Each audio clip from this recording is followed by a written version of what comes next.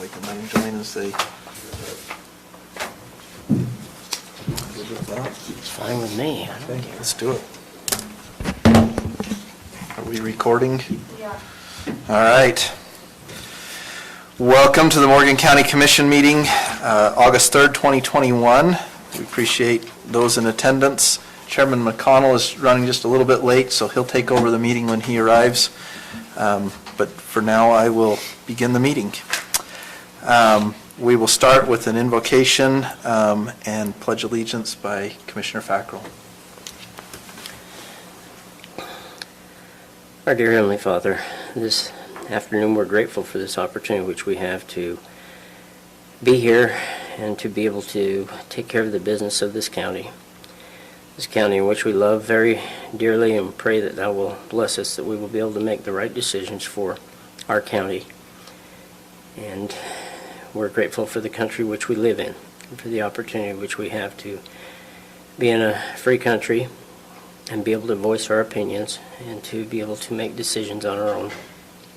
We're grateful for the opportunity to, as commissioners, to serve the county. And we pray for guidance this night as we go and do the business of this county. In the name of Jesus Christ, amen. Amen. Everyone please rise. Repeat after me. I pledge allegiance to the flag of the United States of America and to the republic for which it stands, one nation, under God, indivisible, with liberty and justice for all. Thank you, Commissioner Fackrell. Okay, we will move to consent items. The consent item is just the approval of the minutes from July 20th, 2021. Are there any amendments to the minutes? I received amendments from the attorney and from Commissioner Fackrell. Okay, any other amendments? Well, I didn't see those, so this Do we know might what those have already are? been discussed, but on page 5, we have seconded by Commissioner, period. Got that? And then right after that, Yep. the vote was unanimous. Okay, that's all I got. Thank you. Okay. Any other comments on the minutes? Nope. If not, we'll look for a motion and a vote on the consent items approval of the July 20th, 2021 meeting minutes. I move that we approve the July 20th, 2021 meeting minutes We have a with second? the adjustments. Okay, perfect, thank you. Second. All right, we have a motion and a second to approve the minutes. All those in favor? Aye. Any opposed? Okay. Moving on to Commissioner declarations of conflict of interest with any item on the agenda. Nope. Okay, seeing none, we will move to our public comment section. We'd invite members of the public to come and approach the podium here. Please state your name and any comments that you may have. We'd ask that you keep the comments to 3 minutes.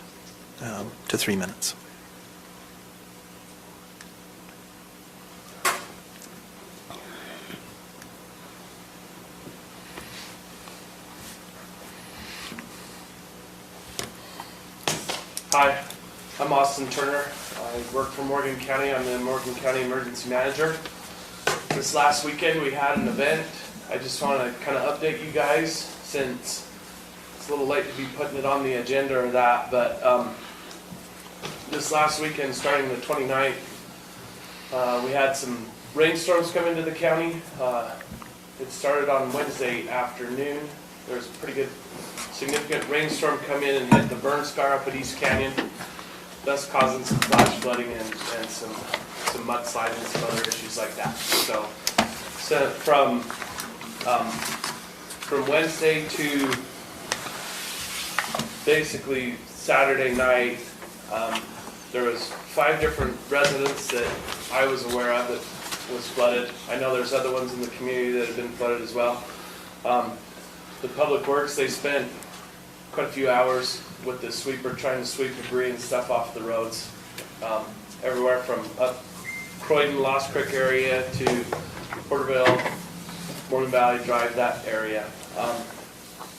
We handed out 770 sandbags, and with the people helping us sandbag, we accumulated 261 hours of volunteer service for the community. That doesn't include all the other people that were helping remove damaged items out of basements and other things like that. So I just wanted to give you guys a heads up.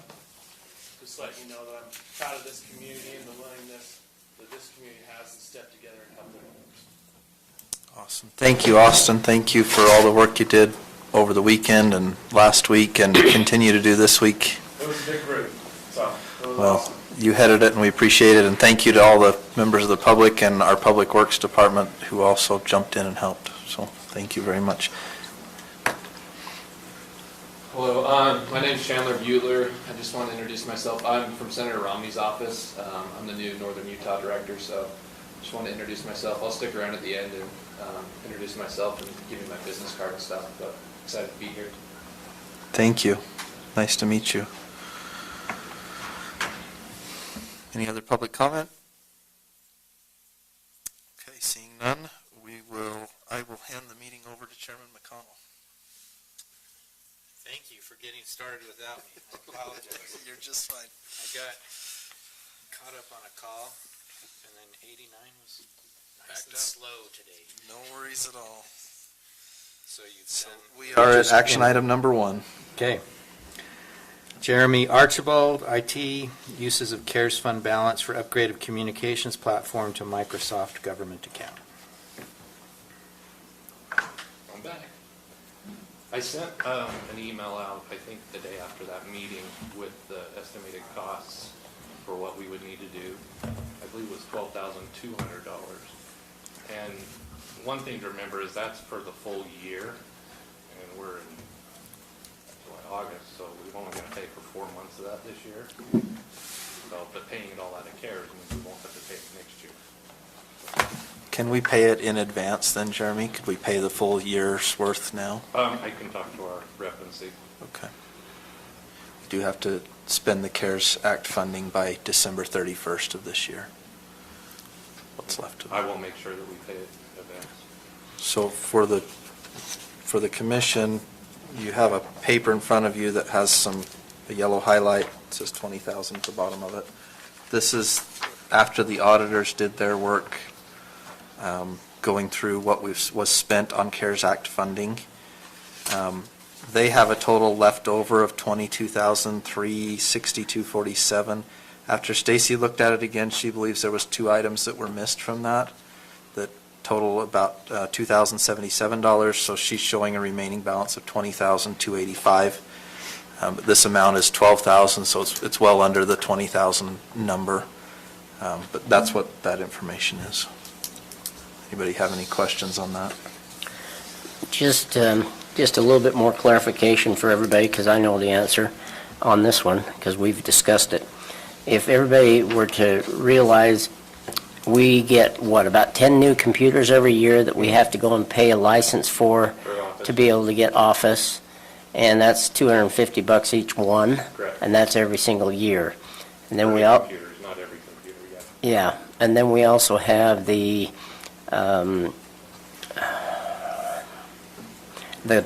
cost of the other program. Oh, icework. Yeah, Ice Warp, that none of us like. How much is Ice Warp per year? 6,000 or so. So you're talking about $8,500 Yeah, so a we're year already that basically, we're spending. 2/3 of we're a little bit more than what we would be on that. We're probably only looking at $2,500 a year difference. Yeah. But remember, those 20s will grow as we get new computers. But those $8 accounts will convert on the new computers. I don't know that we even need it for next year. We had an awesome year with CARES, so everybody's pretty up to date, but we'll review that in budget time. Okay.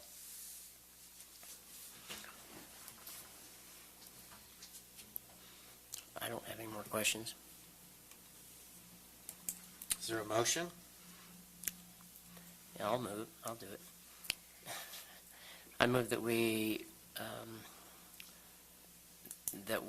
go with the government Microsoft account for the whole county, for all individuals that need it within the county, which would include, at an initial cost of $12,000 and approximately $12,000 every year. With the initial funding to come from CARES money. CARES funding. I'll second the motion. So there's a motion by Member Fackrell, seconded by, Commissioner Fackrell, seconded by Commissioner Newton, to upgrade the communications platform to Microsoft Government account in the amount of $12,200, which will be an annual amount initially funded for the first years from CARES Act funding. Any questions on the motion? All in favor? Aye. Any opposed? Thanks, guys. Thank you. Thank you. All right, next, Dave Vickers, Morgan County Fire Warden, Boyd Kerrigan, Morgan County Fire Chief, Dave Rich, Morgan County Fire Marshal, recommendation for closure of long-range section of shooting range at Morgan Gun Range, pending improvements at the gun range for wildfire prevention and reduction. So, looks like none of them are here. Shall we delay this one? I want them to explain it. I don't have details on it. So, Mr. Okay, Chair, let's go ahead and delay. I guess we don't need to officially postpone it, do we? No, and there was one you Yeah, wanted to move number up. 3. The next one, no, I want to move it Okay. down. Oh, move it later. Okay, so now we're going to move to item 4. Okay. Commissioner Fackrell, resolution in support of the UAC Natural Resource Committee of the Stone Manning nomination. Even though we live in a county that is 95% private property, the UAC or USAC Natural Resources Committee has requested that we all support let me get to it.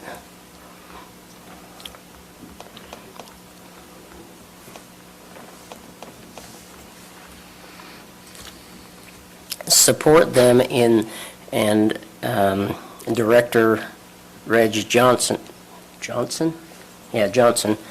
of the state. He's the state executive director for public lands policy for the state of Utah. Anyway, they all recommended that we send a resolution to our senators and to those that need to know as far as concerning the Stone Manning nomination for the BLM director for the nation, and that we do not support her nomination to be the director of the BLM, the Bureau of Land Management, or the Bureau of Land Management in the Department of Interior. And the reasons for that are in our packet, and it goes through and basically there's some things she has done that would prevent all of us that may go to BLM lands or to Forest Service lands or anything else. If she gets control, that we would not be able to, I'm afraid that we would have no animals, no logging, nothing on the national forest or on the BLM ground. And by doing that, we would end up having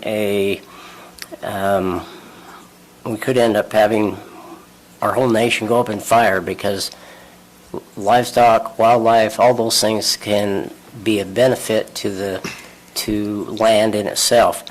It says here, whereas concerns over the Stone Manning nomination include her alleged links to a 1989 eco-terrorist plot to spike Idaho trees, jamming 8 to 10-inch metal spikes into trees, which should turn into lethal projectiles when each tree is processed for logging.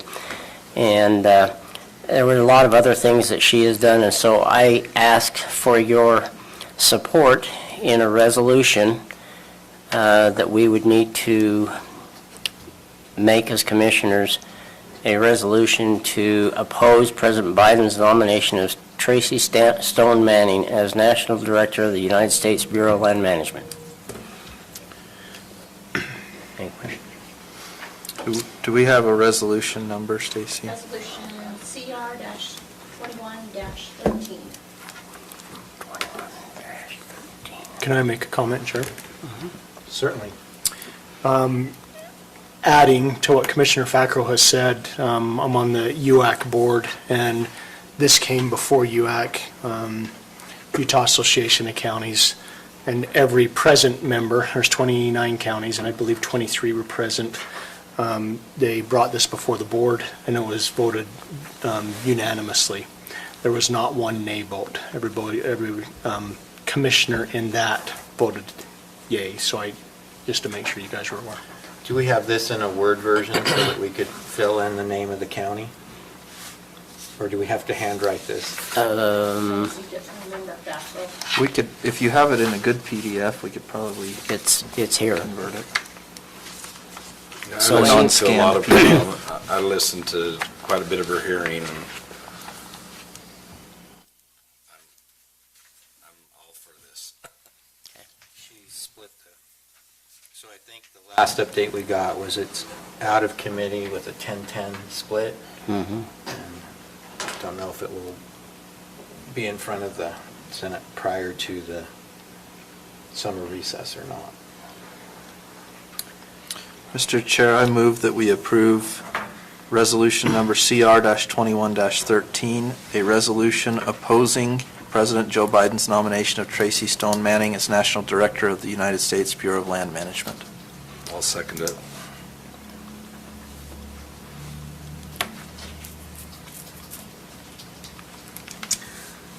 Okay, we have a motion by Commissioner Newton, seconded by Commissioner Wilson, to approve Resolution CR-2113, a resolution appointing the appointment of Stone Manning. Any questions on the motion? All in favor? Aye. Aye. Any opposed?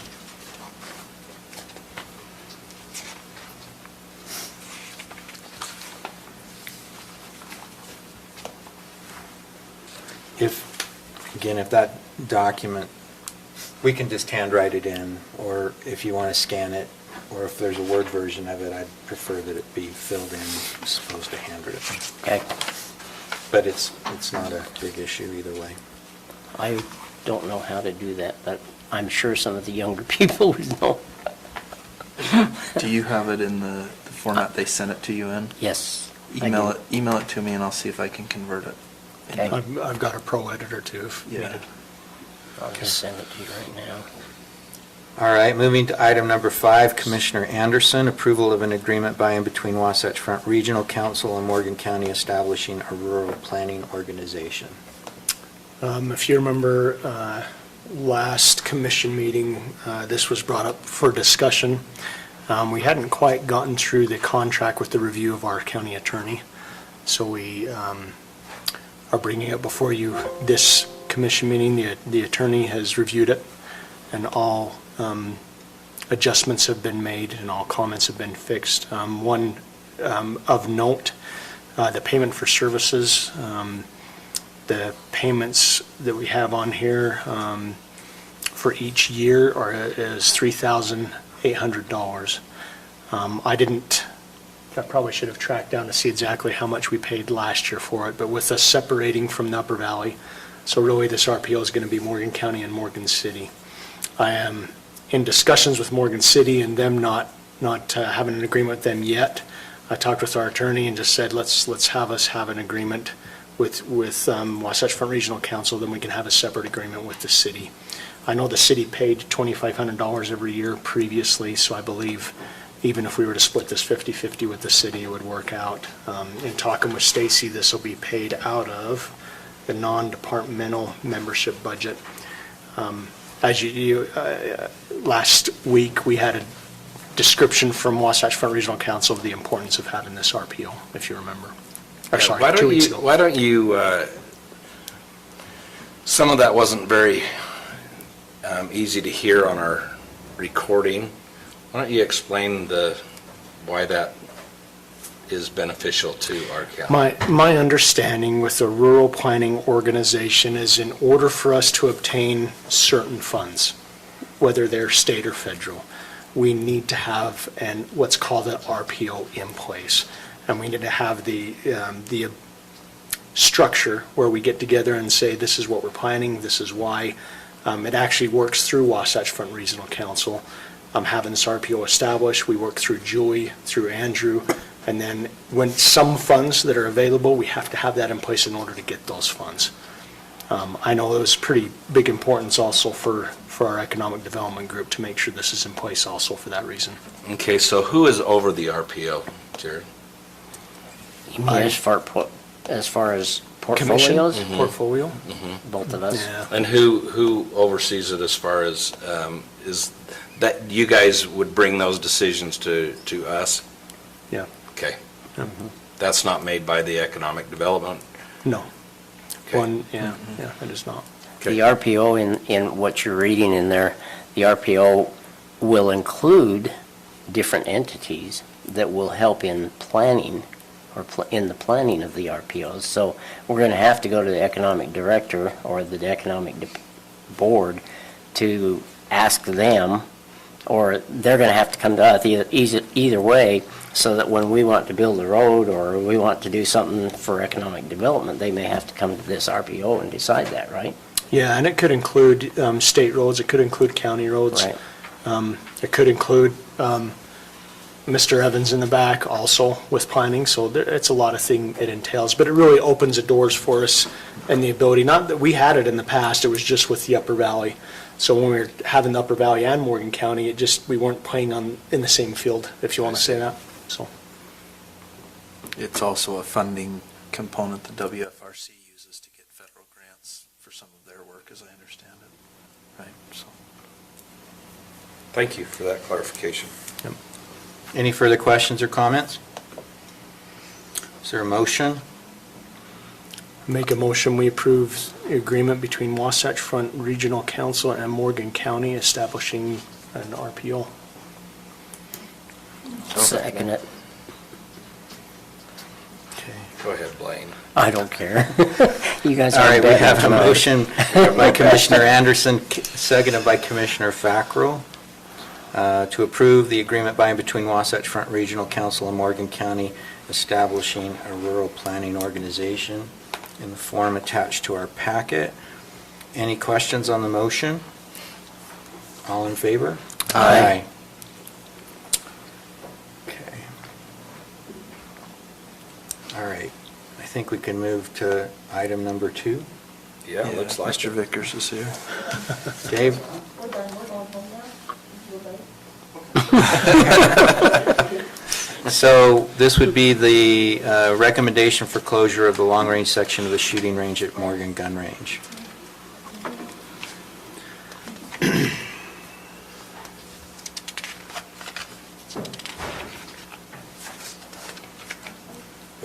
They send the new guy? They just send the new guy and throw him to the wolves, huh? Yeah, we're ready.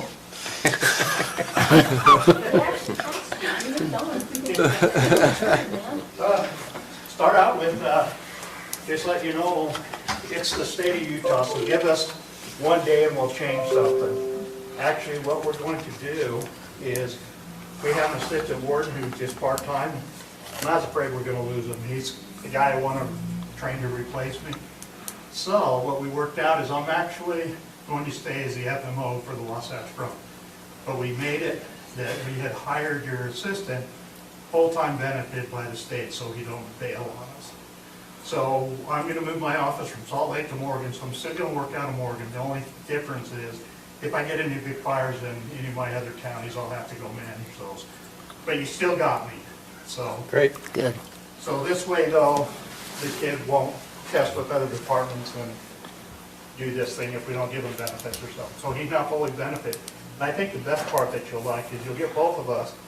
And I'm sure Brian talked to you as we're doing it for less Yep, money than our if you cost get me is full-time and we gonna be hired him less. full-time, like a substantial amount of things. So anyway, that's the good news. Great. Why don't we Since have you- you go over there just so the recording picks up your We've had rain ever since you've come, so we're happy to have you. Okay, one of the first things I did when I come to work with you guys is one of the things I was asked to do was take a look at your gun range. We're kind of, with the way this fire season is, fire prevention is very close to having worked for the fire marshal's office and have been a fire marshal for a community, fire prevention is one of those things that it's hard to quantify, because if you do a good job and you don't have fire, so what are those guys doing? But anyway, we had some information, there were some concerns about the gun range, so I took the opportunity and went up and took a look at it. Did you guys get the thing first? Okay, so to make this short, sweet, and to the point, if you look at that sheet, there were some bulleted items. This is a picture of your gun range, and basically as you come in, you have a short range shooting thing, and then I noticed where the long range people were going. And so I took it and I walked around, and actually been there twice. I went a second time when people were actually using the facility so I could see how it was used. Next slide. Okay, well, I was there, they had a group of people doing shooting at the short range area. And what I found there is actually it's in very good shape. A little bit of maintenance, but I didn't see any concerns with that. That it would continue using that, everything's fine. The only thing that I noticed while I was there was there's really not anything there for any kind of fire prevention. If a fire did start, there's not any water extinguishers, nothing. But overall, it looked in good shape. They were shooting there. Everything was looking good. Okay, next slide. Okay, now where the concern started to come into is, in the past, you guys have put a fire break around the thing, around the area. Well, here's what your fire break looks like now. If you can pick it out, you're doing better than I am. So it's a little bit deficient there, and those are some of the concerns we had. Okay, next slide. Okay, the biggest concern I had when I was there is your long-range shooting. This is what people are shooting at. And it's quite a distance away, not a very much burn, but it's all going into open area. There's your fire break that is hardly noticeable. So there's a lot of area, and we've seen evidence of where they've been missing the targets and shooting to either side of it. Next slide. This is the one area there, okay. This is another big concern. We found, in fact, while I was there, 2 people were getting ready to shoot at these targets. I said, time out, you might want to reconsider. But this is a small berm. It's kind of hard to tell in this picture, but that's what backstop that you have. And it's actually going off your property where I bet a lot of the shells are going. Next slide. Okay, here's some of the area where we've seen evidence where bullets have actually hit into it. This is your north property line. Next slide. We're finding things where we're finding debris, finding where bullets are going into shooting sagebrush. We don't know if they're intentionally shooting the sagebrush or not, but we've seen that that's being shot at. Next slide. Here's some of the bullets that we found as we went walking around the perimeter. Next slide. We're finding evidence of them sticking stuff in and shooting at the bushes and stuff. There's your perimeter of your property. Next line. Again, here's the north fire break. You can see a little bit how it's starting to grow in, needs to be maintained there. Next slide. This is a fire break above the berms to the east, showing what condition it's in. Next slide. Again, more evidence, and then the final slide. So in looking at your gun range, and here's where the fire break is, these are the spots where we found things. And in your bullets, you'll say the biggest concern that I found in your area and recommendations that I would make to you is we need to redo maintenance on the fire break. And we need to build berms. The recommended for berms is 26 feet for a 100-yard range, 16 feet for a 50-yard range is a minimum. You don't have that on your long-range thing. So in short, my recommendation to be with you is until we can mitigate the berms and the fire break, I would recommend that you guys close the long-range shooting thing. Keep this one open, that's fine, until we can mitigate that. And from, as your representative on Wildland Fires, for potential fires, we had a lot of rain in the last couple days. Don't be deceived by that, because in the wildland fire environment, rain duration is a lot more valuable to us than amount. Yeah, we have flooding issues and stuff with the amount of rain that we had yesterday and the day before. But my assistant and I went up above Lost Creek and went and looked at a project up there, up on top of the mountains, and the roads are all dry driving up there. We're expecting long-range predictive services are telling us to expect another long dry spell, which will dry out our grasses. And what the rain did for us on the fire side, probably didn't do us any favor, because now what we're going to get is probably a second crop of grass to burn later in this season. So we're not done with fire season, so even though we got the rain. But back to the original thing, in that thing, those 5 bullets were basically what I saw while I was there. And then on the last, the recommendation. My recommendation to you is we need to do some maintenance. I'm a good avid shooter, so I would like to have a place to shoot. But my recommendation to you is council that I think there's a fair amount of liability on the county's part that if a fire gets started there with the conditions. Then we had some neighbors telling us that some people have been using tannerite, which is illegal, so that's not a fault of the range. It's just people are people. And just to give you an idea how shooting is, the Art North fire that just happened over in Weber County by Snow Basin, I was assigned to protect the structures there, and that fire was started by shooting. So it does happen. So I would open up any questions for me. I put it all in that information and gave you some visuals. But I think it's something that we can accomplish and work, but I think we need to do some work before we, or do something to maybe curtail some activities till we get some maintenance done. But So is that work that Public Works could do in terms of clearing, particularly the fire break? Absolutely, we have a dozer, we could do that. And then what about the berm? So the existing berm, how tall is it? You said how long? I've never been at this range. How long is the long-range fire range? you only have a berm right here, and it's maybe that tall. It's not anywhere close to 26 feet. And this area here where they had the picture where they're kind of using as their long-range berm, maybe 10, 15 feet, but it's so narrow that I'm betting a lot of people are missing it. So if we go by what the expected standards are, 16 foot here, less than 50 feet, and a 26 somewhere along probably the edge of your property, so that. And then one of the things that we could do is next spring or something, all this is filled with grass.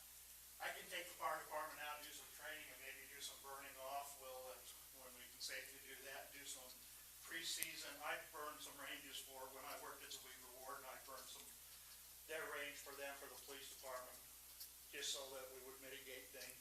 So it's a maintenance issue is what it really is. But the deficiency is no berms and that fire break road are the two big deficiencies that should be addressed. Dave, do you have any suggestions on how we would close the long range where we don't really have, and I don't think there's any kind of separation? Right. Yes, if you go in, you have the access to here, and all the people are parking down here that we're shooting here. So really what you do to get up here, you drive up right here and you have a little thing here, so closing it here and here with signs saying long range shooting closed. But you got plenty of parking down here and keep that open, so it shouldn't be too hard to do that until we can get the recommended repair or mitigation things in there. So I think it's doable to get it. I know there might be some long-range shooters that would probably be mad at me, but it's, like I said, I'm just making the recommendations. It's your decision to. How long is the long range? What distance? I didn't measure from here all the way out here. But I bet you got 100 yards in there that you can easily reach that. I shouldn't be using Google Earth. It's not extremely accurate, but I've got 200 yards about. You It said, seems like they've been shooting right in here. So, but even if you did your berm, like I said, the recommendation is at 100-yard shooting range, 26 feet, 50 yards, 16 feet. what would it be if it was 200 And that's yards? to give a little bit of, the elevation when people shoot the second time, you get a little bit of elevation on your shooting. So that's what the recommended guidelines are. Do you know what it is at 200 yards by chance? I haven't measured it. I can go get it measured, but. No, the berm size. The berm size? At The 200 one berm yards. that you have no berm up here. This little berm that's not very big. Go back a few slides. So what's the recommended at 200 yards? If it's 26 at 100, I think Jared's asking, what is it recommended at 200? Right. I don't think they have a recommend for 200, for most of them don't have 200-yard range. Generally 100 is the, So do you feel like a 26-foot berm would be sufficient even if it is 200 yards? yeah, because one of the things is actually, once you start to get past that, you're most likely to start to get bullet drop, you know, as the gravity pulls on the bullet, so the farther you go out, the more drop. So unless people are really starting to aim up, 200 yards is really, you know, about pushing the limit. But I bet you'd be fine with 26 feet at 200 yards. So, and just to help reference, where are you getting the 26 feet from? Is it a code, is it a code, or, and maybe I missed that in the packet. Yeah. Yeah, it was in the packet. You know, use existing. But that is, but Dave, you are getting that from a code then? It's not actually in the code, it's recommended practices, because if you go into the building code and stuff, you won't even really find anything about gun ranges. Okay. So it's a recommended practice, and that's what we found is the most recommended. So it's a recommended practice. Would we need a grading plan to do that? Lance? Up there, I mean, you're not really, I don't know if you need a plan. I mean, it would be good, I guess, to establish where the drainage is going to go, but And then, depending on how much you're doing, and it's really just open space that's, I mean, it's not like it's draining somewhere, we need to channelize it to a storm drain system, so. And not creating hard surface either to, Yeah, so I can't imagine it would be too critical, but. If we can, as far as your recommended material, they don't have one material I do. The only thing they recommended is something that will not create ricochets or sparks, so rocks and things like that. Even grass is fine on a berm if it's maintained and it's just grass, short grass, so. But, you know, nothing that could create ricochets. Mostly it's our earthen berms that you'll find that if you go to the Lee K shooting range in Salt Lake, it's a big shooting range, and look at what they do. Basically, they're, you know, earthen berms that they're shooting at. well, I'm just wondering if we use our own material, that, it's rocky, it looks like to it's me. on site. We could push it up and then we might have to haul in A cover. a cover. Yeah, that's one of the things why I was concerned with no berm, is like you mentioned, that there are rocks out there. And those are what creates the problem when the bullets hit the rocks. Bullets do spark. So, Have you had any discussion with Brett Heiner, with our Public Works Department about this? I Okay. haven't. We probably ought to have some discussion to figure out what Yeah, it might I talked to Brett take. a bit You have a about it. little? Okay. I don't think he realizes either what's really going on up there. So when we did the research and got the information, he was pretty shocked about it too. It might be helpful if maybe you and Brett and a couple of us could go meet up there and just figure out what needs to be done. This week's not a great week to do it because Brett and his crew are hammered, but we could certainly maybe meet next week and. Basically, what we just wanted to present to you, that you should close it until we get this mitigation work done. The likelihood of a fire there is very high, and those neighbors are really nervous.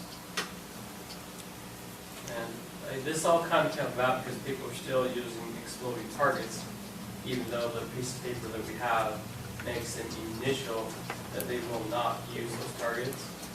So we called into the station saying they're still using them. We do go up every time, and a lot of them aren't using exploding targets, they're shooting 50 cals. And that's something that they tell us in our restrictions, there's no restrictions on how big a gun you can use up there. So that's something I think you should discuss too. That's really not a long range rifle range. It's a big gun. Yeah. I have a question for you, both of you. From my standpoint, as a range manager, that's perfect range.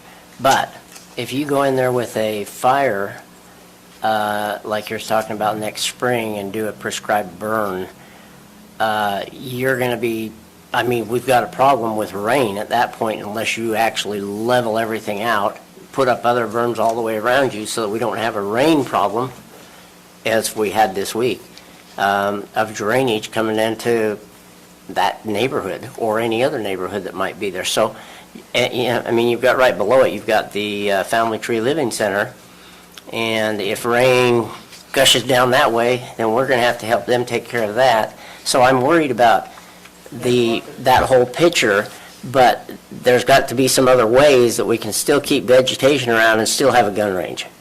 And so what I'd like you to do is just kind of look at some of the areas that you could possibly improve upon it.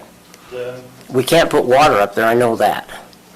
But The real thing to make your range safe is re-improve your berms, fire break and build berms. Those are the two things that will take care of 99% of the issues at the moment. right, and that's what I would So, recommend. those are the two things.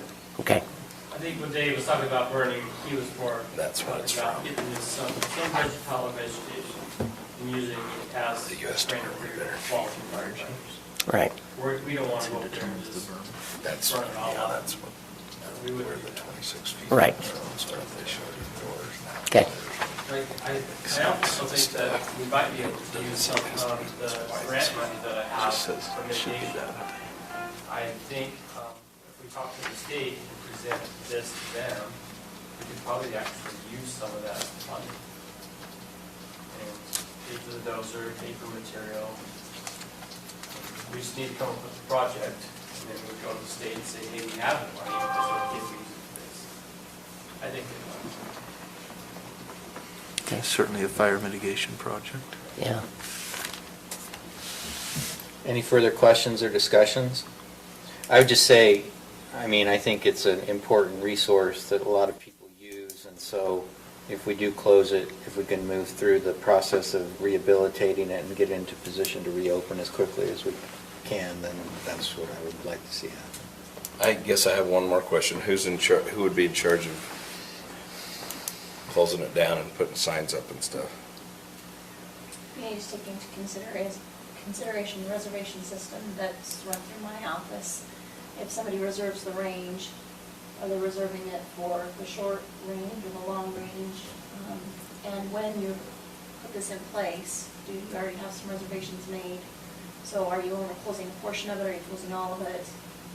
Just the long range, but I think it needs to be put on the website, posted on the Yeah, website. put on the website and then signs out there. And the question that I had asked earlier is, how do you control who goes where, up where during the closure? I mean, I think you have to just rely on people being honest, right, and doing what we ask them to do. Yeah, following can't be the- a militant organization. So when people reserve the range right now, you don't distinguish between short and long term? No. Do we have, how far out into the calendar are the current reservations? I believe that we are very popular. I believe we're months out in some cases, so. And it's all done by the website, not by, Correct. So what kind of, do we have gates or anything between the short term and the long term? No. So there's nothing there to block them? do we have emails for these Addresses. people, for the reservations? Yes. So we could email them and say, we're closing the long range. Yeah, during this period. Yeah, you could say, please be advised that the long-range portion of the range has been closed. If you wish to cancel your reservation, please feel free to do so. So the gun range falls under parks, so I guess you're it. Okay. I mean. Just keep us advised of the date range.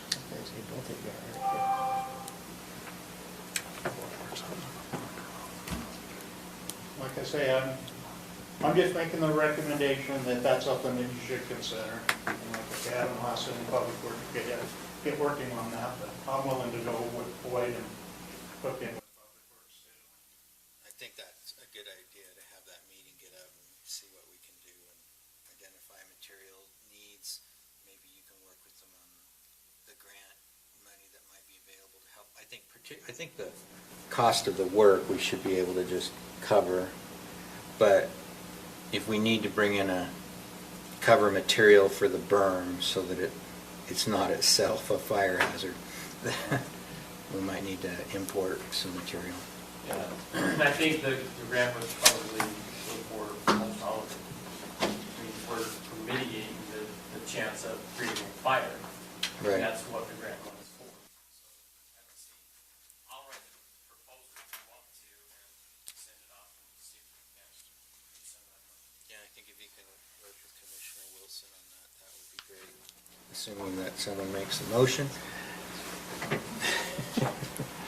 to act on the recommendation. We'll likely, Boyd and Dave, if and when Public Works is up there doing the work, we may need to have a fire crew on hand just in case, because I know running dozers in this kind of weather, just driving it down a dirt road, you spark fires, so. That's what happened in East Canyon. Yeah, exactly, so we'll have to coordinate that. While they're using heavy equipment, we already had, believe it, Wasatch Peaks had a dozer start a fire just recently, but they had firewatch, because I told them don't run any equipment without firewatch. Luckily, they did it, they caught it, so, yeah, but we can provide that. I got an assistant now that's full time, you know, take your truck and be behind the dozer. Perfect. And then maybe Garrett, if you could work with Stacy on the email notification to the users, that would be helpful. Again, I'm making an assumption here, but. And who is updating the website? Is that still That's through. Maurice? Yeah, it's through Jeremy or Mauricio. So, if you need to know how to do that, I'll show you how to do it. I do know that much in technology. That's about it. You know how to update websites? Yeah, no, That's I know how to dangerous. do it. I know how to put in the information and they will do it. There you go. Okay, There you go. because I won't touch them. So, my thought is, I don't want to just close it indefinitely. I want us to kind of have a plan so that we're not leaving our residents thinking we're locking them out of this long term.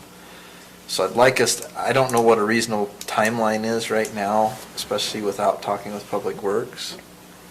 Well, I'll get with Brett and I'll have a report for our next meeting on what he feels like he can do. So that being said, do we want to just do like a Temporary temporary month-long thing that we enact now, and then we can change that if we need to at the next meeting after we have some information?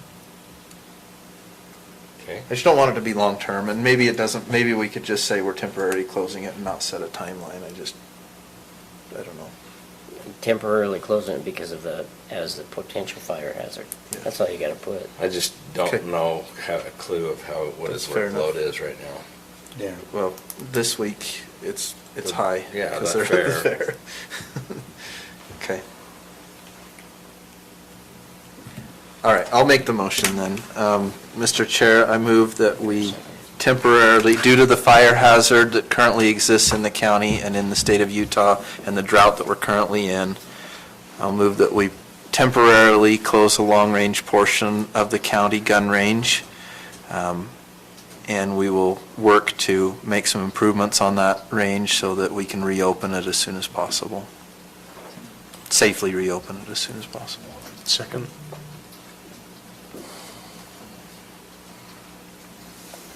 So we have a motion by Commissioner Newton, seconded by Commissioner Anderson, to temporarily close the long-range section of the shooting range of the Morgan Gun Range, given the current fire hazards. Any questions on the motion? All in favor? Aye. Any opposed? And then if we can just work, as we've discussed prior to the motion, to implement that and work through it as quickly as possible, then thank you very much. Thank you, guys, appreciate it. Thank you. Do you want to send in something, Boyd, then, and get an approval at least so we know what? Let's get together and decide what we want, and then I'll send in a proposal. Okay. I don't think there'd be a problem with them letting us submit that correctly. Okay. Right, so it's just gonna be pretty much mitigation. Thanks, Commissioner Wilson, for taking that. I think it's gonna make it a nicer gun range too. Over the long term, I mean, it sounds like the berm is something we should have had for a while, so. And I volunteer to test it. Don't use any of that tannerite. Whatever that is. I had no idea that was illegal. I don't even know what it is. It was kind of fun, so it must have been illegal. So I looked that up on the internet. I guess what you're getting it from is the range design criteria from the Department of Energy is what they have from what you were saying, it aligns with that. So I guess we can look at that, Boyd, with Brett. You know, down in Redmond, Utah, at the Redmond Mining Company, you can go down and do mining tours and participate in a dynamite shoot. Yeah. So they must have a special permit for that. That sounds like fun. And what's interesting is there's actually a tour coming up Yeah. this week or next week. Oh, yeah, they through offer you. it up. I've been in the mine. It's really cool. It's amazing how cavernous that thing is and the size of equipment they run down through there. They've got Nothing great like salt. the coal mine pictures that you see on TV, because it's not a coal mine. But all right. Are you ready, Commissioner Fackrell? Sure. Okay, so we'll move on to, thank you. Thank you. Thanks. Our item number 3, presentation of the Citizens Trail Committee. Move forward with the commission's support of getting necessary funding needed to have a total trail plan to, that's, I guess, a component of the general plan. Right, that's correct. Okay. About 4 months ago, or 5, right? We started a group of individuals throughout the county, from throughout different parts of the county, of citizens that we just decided that we would try to get some help from them and individuals from within the county to develop some kind of a plan for trails, because we have a problem in Morgan County with having 0 trails, or virtually 0. And we have got an increase of biking, increase of walking, increase of traffic, and things aren't working together. And so what I have done, or what I asked them to do, was to develop some kind of a plan as to what they wanted to see happen to mitigate, number one, safety, because we have on the committee is a highway patrolman that is, and he's had to deal with people getting hit.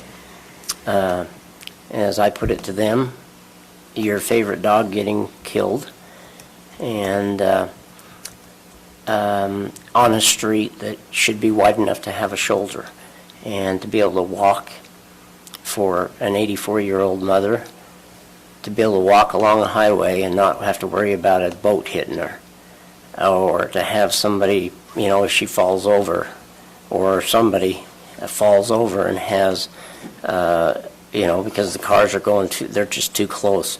So I had my own personal agenda in this one, and that's probably the only thing I have is a personal agenda in Morgan County.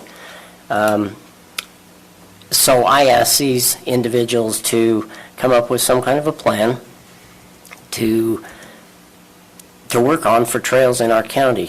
And so what I would like them to do is present what they have found and what they would like in our county. And then after they are finished, then I will go into some more detail as to what we have found out from other individuals as far as a plan. Okay. It's yours.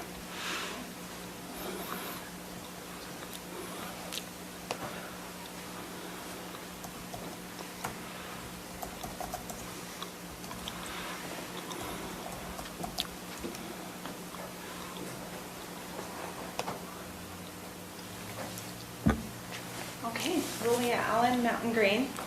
This is a pretty big day. I've spent how many years coming to these meetings? I finally got on the agenda. So yeah, as Commissioner Fackrell has said, we've spent quite a bit of time since March meeting weekly at most of the time and going over ways that we can work on getting bike lanes and trails through the county. We've met with Wasatch Front Regional Council, Planning and Development with Lance, UDOT, and we've had many discussions with groups and other counties as to how they've worked their system. We've worked on identifying needs implementation possibilities, and funding sources. And our last meeting, we were able to meet with UDOT and actually get approval for funding, so that was pretty exciting for us. At this point, our goal tonight is to kind of give you, as a commission, a better understanding of the benefits and the necessities for the bike lanes and trails throughout our community. So first, I want to introduce our group. They're all licensed racers with the USAC, the USA Cycling Association. They're pretty darn humble, but I'm going to try to make them talk about what they do. As each of them take a few minutes, I'd like them to talk about how biking looks to them personally, the kind of hours they spend out on the bike, miles, what a typical ride will look like, what kind of, like over the course of a season, how much time they spend, what their purpose is in doing this type of riding, and you know, how it impacts their lives personally. So, Ron, do you want to start? Sure. Ron, you're Stand or housing. sit here? Yeah, it's better if you go by the mic, Ron, and Okay, all right. just for the people Okay. who are listening online or the recording. All right, cool. Well, so first, appreciate you guys having us on our agenda. I won't take all the time from the whole group here, but my name is Ron Niederhauser. I'm a resident of Mountain Green, lived here about 13 years now, and I guess I could classify myself as an avid cyclist who likes to get out and just ride the roads of Mountain Green. I won't spend a ton of time. I think ultimately this is what I want to take away, or what I want you to understand as a commission, is this isn't just like my agenda as a bike rider who's been run off the road once a year. It just happens, okay? But it's all about safety. It's about some of the areas which we have found it could use improvement in our community, things that we see as we ride the roads all over the state of Utah, if not out at least in the western states and beyond. And what some of those communities have done, we'll try to incorporate. We have a little presentation too that if need be, we can share that with you. And we focused on which routes, if you want to call it routes, that people run, that people walk, that bikers ride in this community, that would be part of our initial planning. Again, this comes down to mostly just safety rather than just being able to have the smoothest road to ride on. If we wanted the smoothest road, we would never go for chip seal. We would not. We want the nice smooth asphalt everywhere. On a personal note, the last meeting that I missed with UDOT was because I was at my sister-in-law's funeral, who was killed on her bike. So I was already in this thing 100% previous to, but now with the loss of a family, seeing a brother with 4 children who he's raising now by himself, it's important. And anything we can do to mitigate that type of thing happening in our community is something I think we should have part of our long-term plan. And as I heard the planning here, just immediately, the one thing I did learn throughout this process over the last 2 months is if we don't have a plan, when it's time to utilize or look at any monies that are available, if there's not a plan in place, we don't get that. So we want to make sure that we have both short-term and long-term, and I'll leave this up to the other crew with their thoughts, both short and long-term, what the planning could be and what it looks like, what we feel it could look like for us in this valley, including both Mountain Green and the Morgan Valley itself. So with that, I'll leave it up to if anyone else's comments. Thanks, Ron, and our condolences with respect to your loss in your family. Hi there, my name is Preston Niederhauser. I am the Morgan High School mountain bike coach, and I'm also the president of the Mountain Green Trails Foundation. And what I wanted to just briefly share with you guys is to help you guys have a better understanding of who uses the trails and how many people use trails and are looking for that. So with regards to the high school mountain bike team, We have 129 kids on the Morgan High mountain bike team. If that doesn't blow you away, I think it should when you compare that to your football team and your track team, which is unreal. So the state of Utah is part of what is called NICA, the National Interscholastic Cycling Association, and it's been around for 10 years. The Morgan High team started with 10 riders in 2012, and now we have 129. Last year, we had 75 kids on our team. So we've seen a 73% growth in the last year alone of these kids wanting to ride and race bicycles. Those are all on dirt trails. And because of the need for trails in the community, last spring I created the Mountain Green Trails Foundation, and we've created 6 miles of trail in Mountain Green. And I'm guessing we have 100 people a day using those trails, maybe more.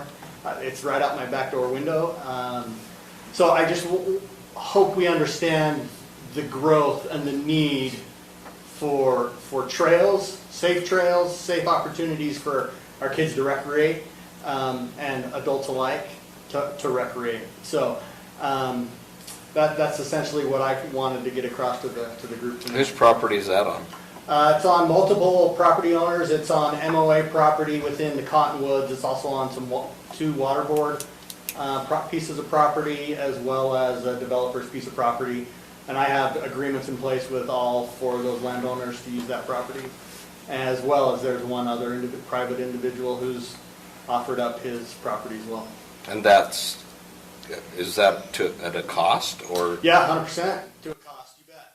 So we created a 501c3 with the Mountain Green Trails Foundation, so you can donate tonight if you'd like. Cut me a check. We've got some funds, and we've had resources made available via Snow Basin, and other community members have donated machinery to help build trails. I got the machine arriving again this week to build another couple miles in Mountain Green. So it's a community effort, and it's awesome. It's unreal. We've now raised over $30,000 for my little project that I started during COVID, and it's been unreal the support we've had. And I know I've received a phone call and met with a property owner in Peterson that has 120 acres. We met last week, wondering how could I make my property available to the community via trail.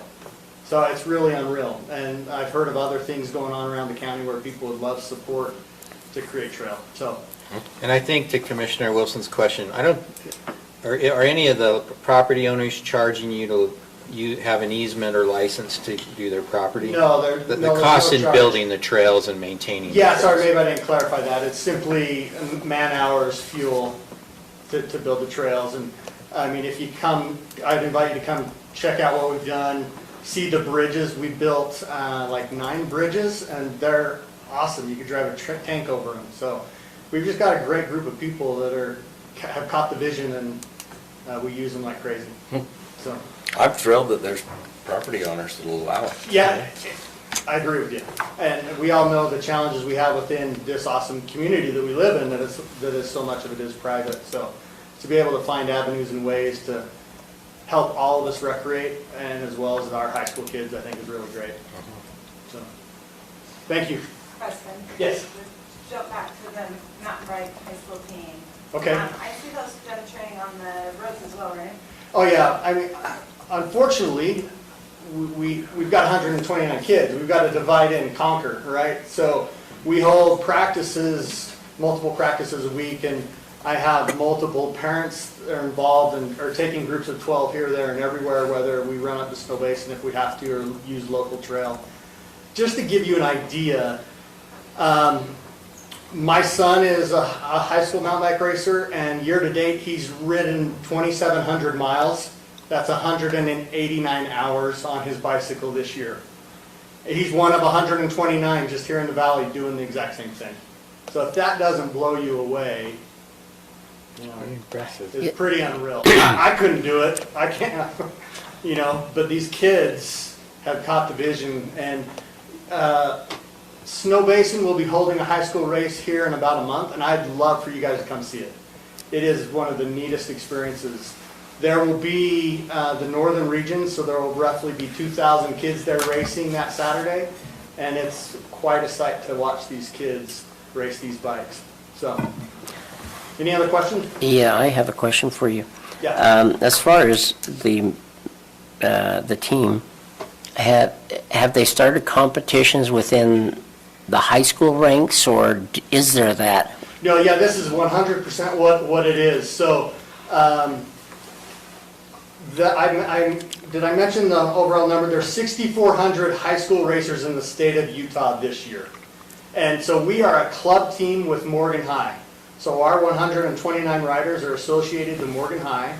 Last year, we won region as a 3A school competing against bigger schools. We're pretty proud of that. We hope to win state this year as a little 3A school. We've got a couple kids that are ranked within the top 5 in the state. So yeah, it's very much a legit deal, very competitive. Some of these kids are participating on the national scene in mountain bike racing, and the very mountain bike races that you watched at the Olympics last week, all those kids are byproducts of these high school races. So it's really cool. Okay, all right, good. Thanks.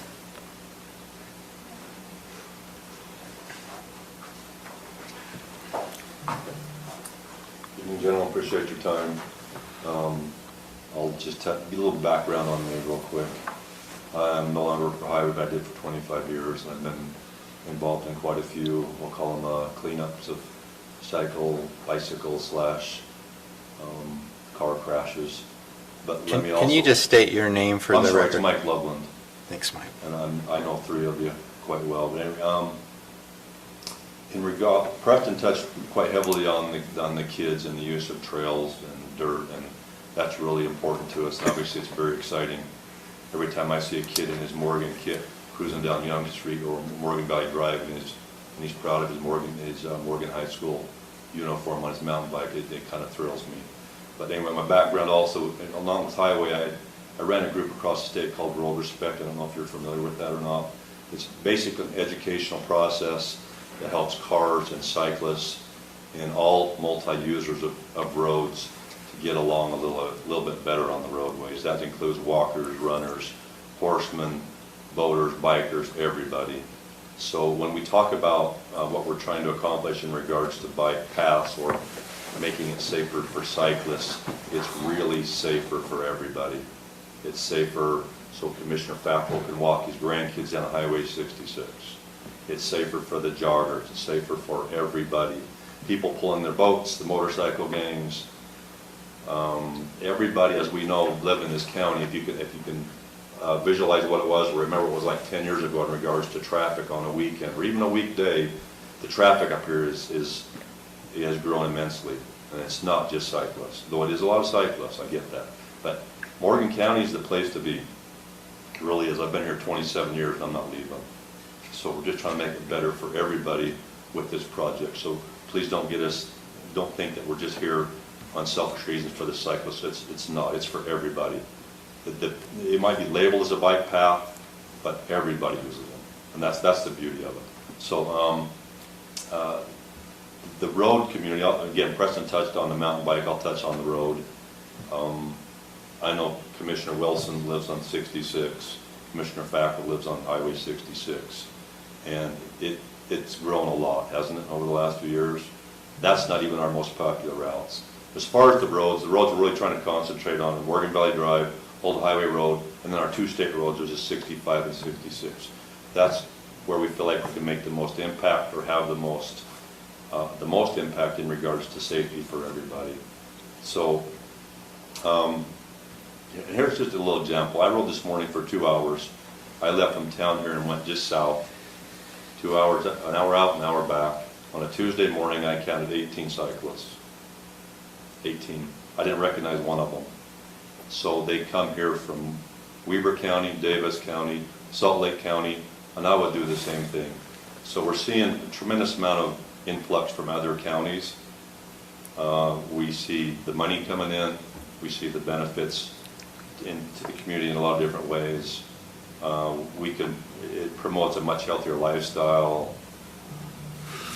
more income. I could go on and on, but there's a tremendous amount of benefit to what we're trying to accomplish, and again, not just for the cyclists. On the weekend, Saturday, Sunday, lakes are always full. Highway 65 is always full. Boaters. My friend Neil Stagg, as these guys know Neil Stagg, he rode yesterday. He was run off the road yesterday by a travel trailer. And most people don't really realize, or they're not on purpose, they run us off the road, but they do. They don't realize how big their boats are, or their trailers. And I've got my share of broken bones and scars from my riding over the years. So ultimately, what we're really trying to do is make it safer for everybody, so we can encourage more people to ride, be healthier, and make Morgan County just a better place to live and to visit for a lot of reasons. What else was I going to touch on? Anything else? I'll get down now. I'm sure I kind of rambled a little bit, and we appreciate your time. What we're really trying to do is as my partner here, Nierhauser, mentioned, we're trying to get under the plan to where we can make progress along these lines without added cost or additional cost. So, for example, when it's turned for Morgan Valley Drive to be improved, that our plan is implemented, and we can kind of piggyback or incorporate our stuff along the same lines without having additional costs or unexpected expenditures. So we're trying to make it cost-effective and safe for everybody. Multi-users, if we can remember that word, I think we'll be better off. It's really for everybody. Do you have any questions for me, gentlemen? I do. Okay. Mike, how wide are these lanes? Okay, so in our plan, we're gonna implement a couple different ideas. We're gonna kind of shoot big. What we're trying to do right now is just accomplish some signage, get some signage, because there's no signs on Morgan Valley Drive or Old Highway, and 65 and 66. We currently have, now I saw one today, we have 3 signs in the entire county that suggest anything about bike travel on the roads. So that's number one. That's something we can attack now, that we've kind of got some approval with just as of late with UDOT, just get some signage, just to increase the awareness. So again, typically our lanes are 12 feet wide. Lanes on the whole Old Highway and Morgan Valley Drive, those travel routes are not marked with lines. So we have some options there. We've talked about and discussed and put in the plan the possibility of having a lane on both sides of the road, travel in both directions. We were looking at the possibility of having a bike lane similar to the east side of Bear Lake. I don't know if you guys are familiar with that. That's a bike path. It's on one side of the road with a dotted line down the middle, so we can use both directions on the same side of the road. What we're ultimately going to probably try to do is just keep the lanes the way they are, maybe extend them just 2 feet. We figure if we extend most of our road, our Old Highway and Morgan Valley Drive by 2 feet, we could put a designated bike path in or travel lane with a hard line that people would understand and respect. And we would only have to add 2 feet on both sides of the road. And we could do that when the scheduled paving projects take effect. So I didn't answer your question. No, that answers what I wanted to know what you were trying to do, but my other question. 2 feet would be really good for everybody on both sides, with the appropriate hard line and some signage and some education.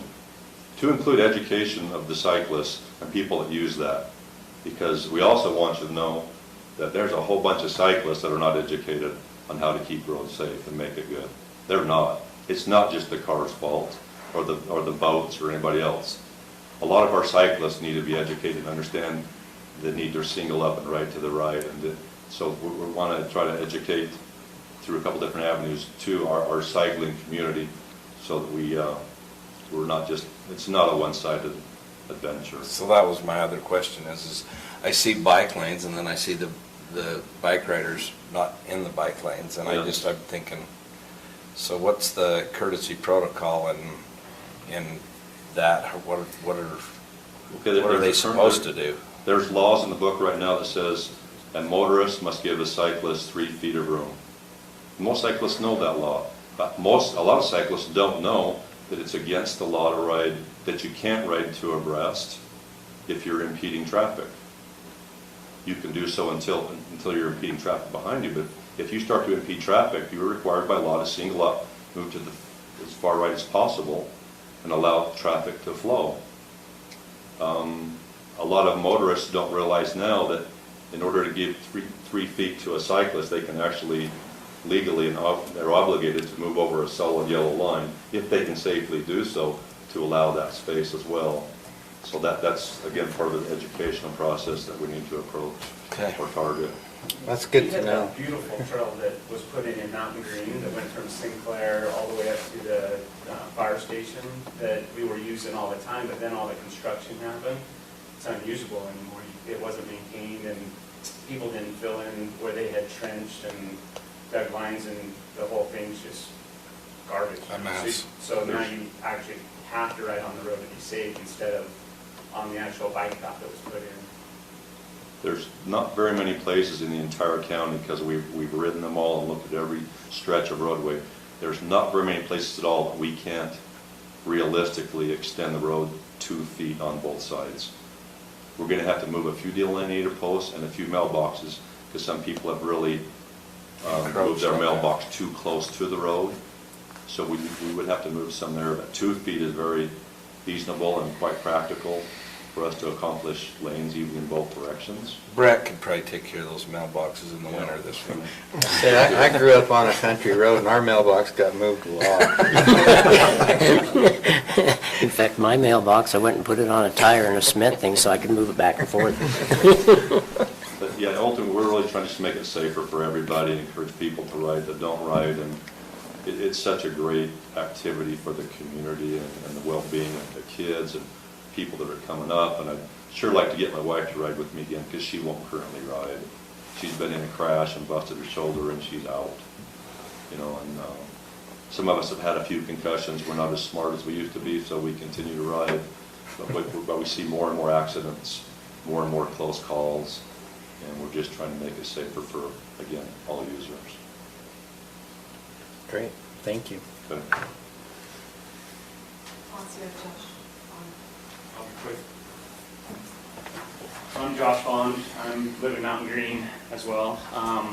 Like Preston, I helped with the high school mountain bike team last year. This year I'm helping with the Devo team, which is the younger team, middle school kids. Just an example, last night we had 50 of them out on the road. These kids are between, what are they, 12 and 15? 7th and 8th graders. Yeah. So we had 50 of them out on the road last night, which is a very scary thing, but there's nowhere else to ride because the trails were all muddy and everything. So we did our best that we could in the neighborhoods and keeping them off the main roads. But it's not just the high school team. We have a whole other generation coming up, and that team grew from, I think, 25 to 50 from last year to this year. So there's a lot of potential. I envision the high school team by next year probably being close to maybe 175, 200 kids on that team. Very, very big team. So the other thing is I've been riding up here for 16 years now. I looked at my Strava the other day, which tracks our riding. I've actually done the Morgan Loop over 400 times, Trappers over 300 times. Had my definitely fair share of close calls. A lot of times it's, people blame the cyclists, but it's also, you got to recognize everything that's in the road that we have to dodge to stay safe as well. There's potholes, there's debris, there's other things there as well. But I actually race on a team that races throughout Utah. We've had 4 cyclists hit in the last year.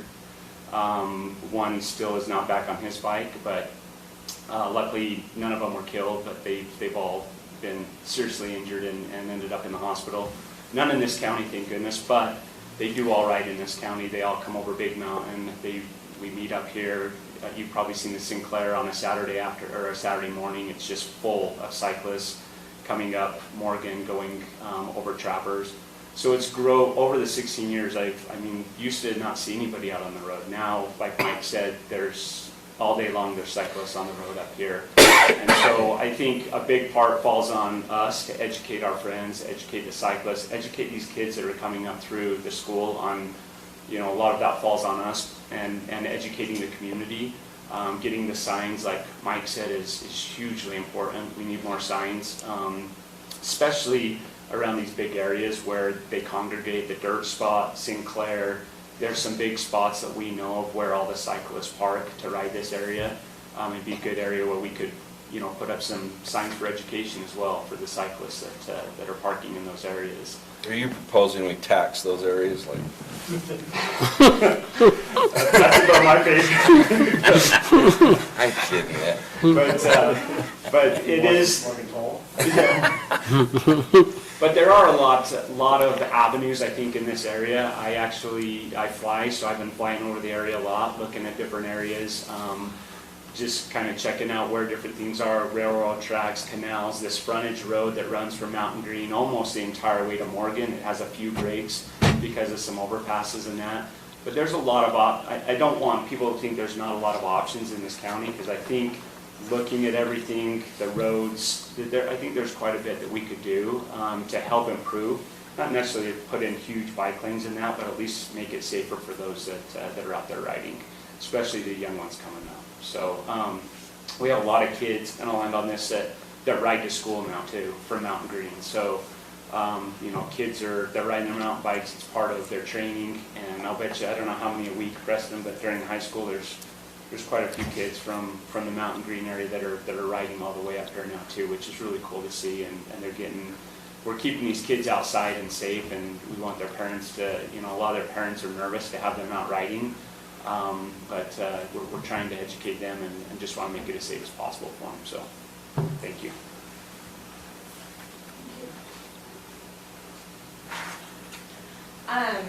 So I just picked up on a few little things that might help any questions. I'm fairly new to this. My husband has ridden for years with my boys, and now as my daughter is 15, she wants to be out riding, and anyway, not as fast as the big guys. So I've been riding and had some questions answered as I've seen the sport myself. To your question, why are they not on the bike paths? How bad are the tires you guys are riding on? 5 millimeters. And they're tight, and you hit a pebble and you're going down, and how fast are we going at times? Behind Josh, about 33. Speed limit. Yeah, one of the things that we run into a little bit is and you don't recognize it until you're on a bike, really, that you're going along, is there's a balance between where you can ride safely. Sometimes you want to ride right on that white line and stay away from any traffic, but the problem is if you move 3 inches to the right-hand side, the road drops off into gravel and dirt, and so you can't ride there. So you need that, yeah. So and the asphalt always breaks on the edges. It just does. That's what happens. It breaks on the edges. So therefore, you are forced to ride where it's safe, because all you do is you hit one little bump, you flat, and you're either slows you down, but you flat and you also fall or whatever. So that's some of the reasons. We're not here to make excuses for the bike riders, but that's the reason why if we can make those, we look and make those roads a little wider. That way, that does get us where we would like to actually ride, versus riding a foot off of that white line, which then puts us in a driver's perspective in the lane a little bit. So there's a lot of things that come into that play with debris, with just little rocks, pebbles that fly up. You have to stay out of that on your road bikes for sure. So I think that's where some of that education comes in. Sorry. I was just going to say, which is, some unfortunate when they did trappers a couple of years ago. They actually took our bike lane away. So they put the asphalt down, and then they dropped it 2 inches and put the rest of it. So now you actually have to ride in the road versus where the bike lane used to be going on trappers.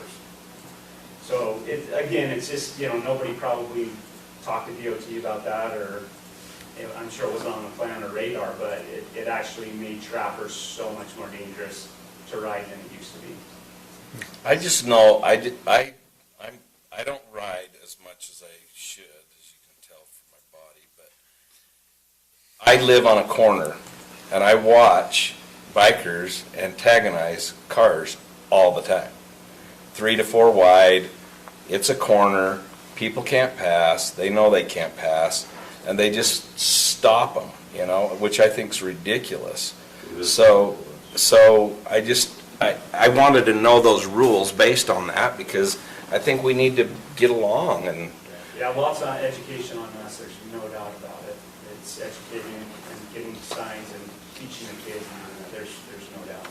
There's some really stupid riders, but I think most of people on the bikes don't well, want these to are be people killed. in their racing uniforms. They should be well aware of what's going on in this, because they ride Highway 66 a ton, and they like to do as groups. So the only other point that I wanted to bring up was why Morgan County? And I think all these guys are always training for a different race. 150-mile race, 200-mile race. Even, you might have seen Nate in the paper last month. He did the 500, 500 miles consecutively, so it took him 31 hours. He's like the first guy to ever First done guy that. ever to do it from Morgan County.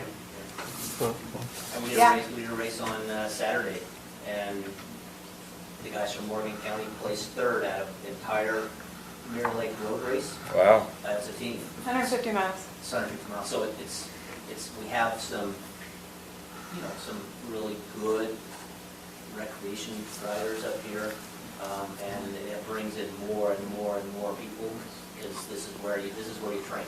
So yeah, when you're training for a race with that many miles, this has great training ground with the elevation gains.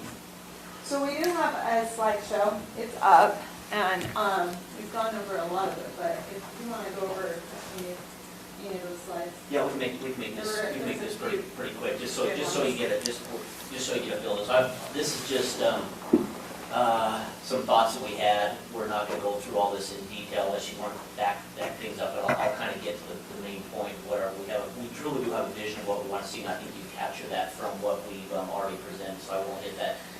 Mike talked about some of the key routes that we're talking about here, and so when we talk about some of the short-term things we want to do, these are some of the roads we look at. And the first one, and please, if anyone has to jump in, please do so, because I don't want to move through this or too quickly, nor not cover it in full effect. This is Morgan. When someone says, I'm going to go do Morgan Valley Loop, this is the road that they ride. Okay, this is just Morgan Valley, and I'll show you some at the end some of the data that we have on how much traffic is there. But we have identified many of the most dangerous areas. Mike's talked a little bit about that. We talked about signage, where we want to put that kind of stuff as well. So this is one of our, if this is our, as far as priorities, this would be one of our first priorities. And we do kind of have starting in Mountain Green, not that that's where everyone starts, but to the point before, go to Sinclair, go to the park, go to a church parking lot, anything on Saturday or Sunday, and you're going to see cars parked in all those places, or the dirt spot and all that stuff, because everyone wants to do Morgan Valley. People in the valley know what Morgan Valley is. Okay? The next thing is kind of an extended piece. So when we say, hey, we're going to go to Porterville, the difference is we just skip across, instead of going across Young Street, go throughout to Porterville and do the entire loop back around as well. Or we'll go up Hardscrabble or something like that. So this is one of the key places that we also want to look at and kind of for our opportunity to widen roads, to make things safer for signage, because this is a very common route as well. Okay. East Canyon, again, and when you get from Porterville, East Canyon is very, very common. We get, if you wanted something fun to do, well, you could sit at the top of Big Mountain Saturday morning and count how many hundred cyclists come from the Immigration Canyon side over and drop down this road. Okay, you think there's people leaving in Morgan? There's hundreds coming the other direction, and they all drop down into here. Okay, down that same road in groups of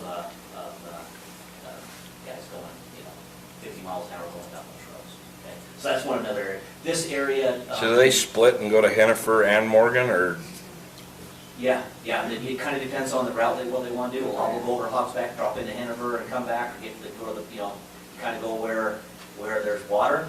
If you drop over in Hennifer, there's water in Hennifer at the park, so you go there and you can come back, or you go up. If you keep on going up, you can go clear up Chalk Creek or something as well. So. With the closure of Grumps in Hennifer, that's pushed more cyclists this direction. Yeah. Because they can't go to Grumps now and get their Diet Coke and a cookie or whatever. They kind of ran out of refreshments in Grumps. So another key place is at East Canyon. So those are some of our key priorities right there. We wanted to make sure we had some sort of data behind this versus just like our own impressions. And the best place we could go was a place called Strava. Strava is a voluntary social media type application used by most active, or I guess you should say a good majority of cyclists. Some runners, but mostly cyclists, so was able to pull data right from Strava.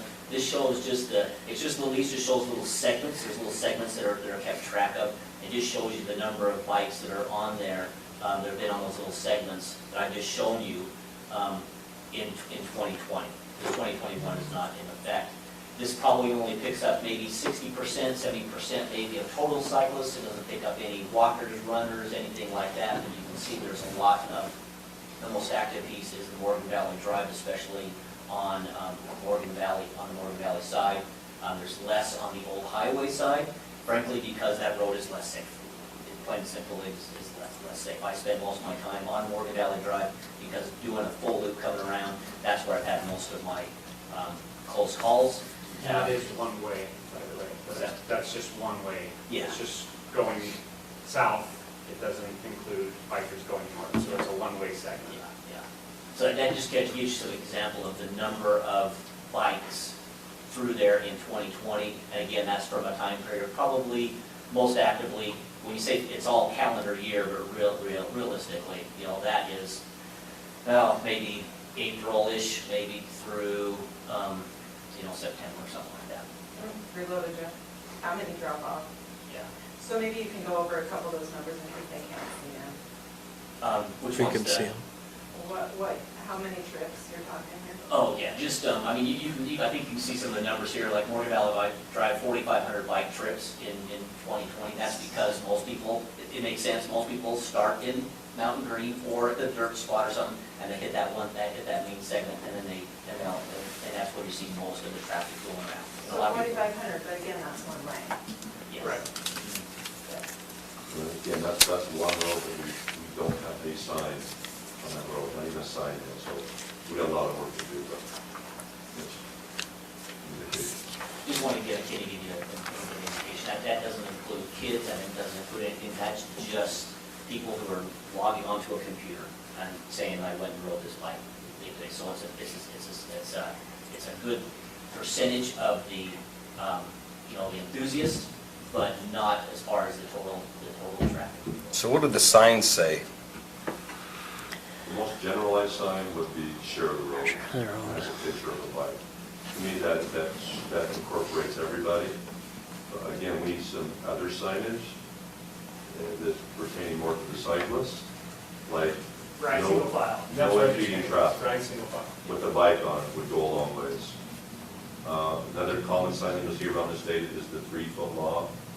3 feet required when passing cyclists. That would be another common sign. The one that we would probably approach the most would just be share the road. That does have a bicycle on it. And there's one currently just south of Commissioner Fackel's house on 66.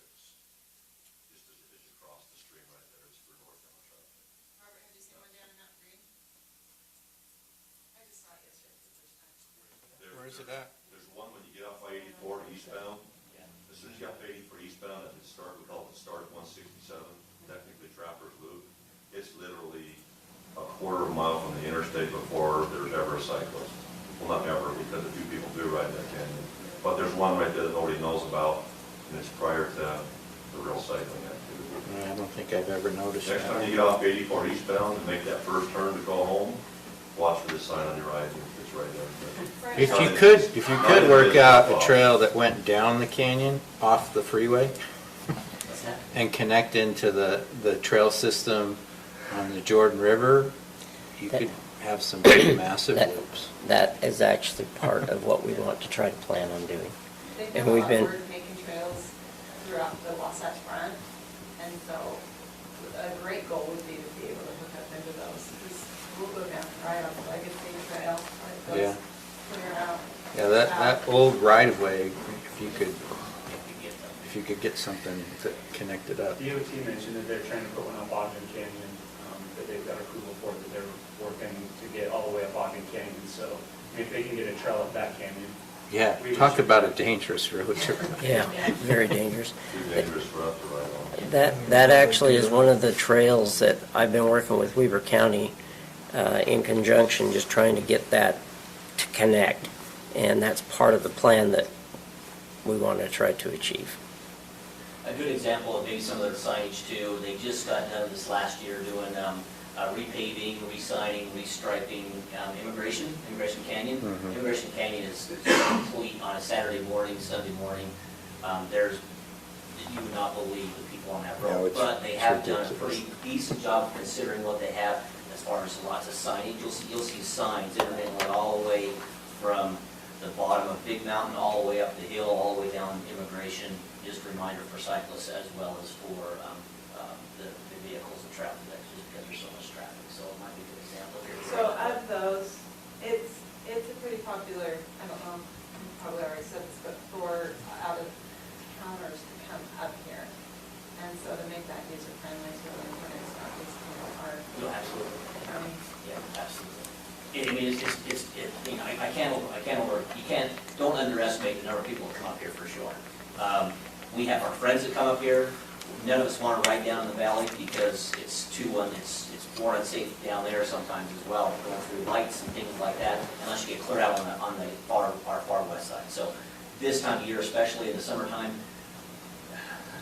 I won't say everyone, but everyone comes up here. Well, and that Legacy Trail is pretty well flat almost, so it doesn't give you the training ground. We'll get through a couple things. These are some of our thoughts too, midterm, just trying to kind of connect different areas, Weber Canyon, Trappers, Morgan Valley, Ogden Valley, because there's so many people that come in from all those different directions. That's just something we want to maybe look at in the future. We don't have any plans for that that's been written out. And then we looked at the city centers as well, because ultimately we want to drive we're driving the culture of communities, right? And if our cities, whether it's city center Morgan, whether it's safe for you to ride your bikes around, if it's not safe, people aren't going to do it. If it is safe, people will start doing it. And we haven't even touched on the electric bike phenomenon that's going on. The electric bikes are taking off.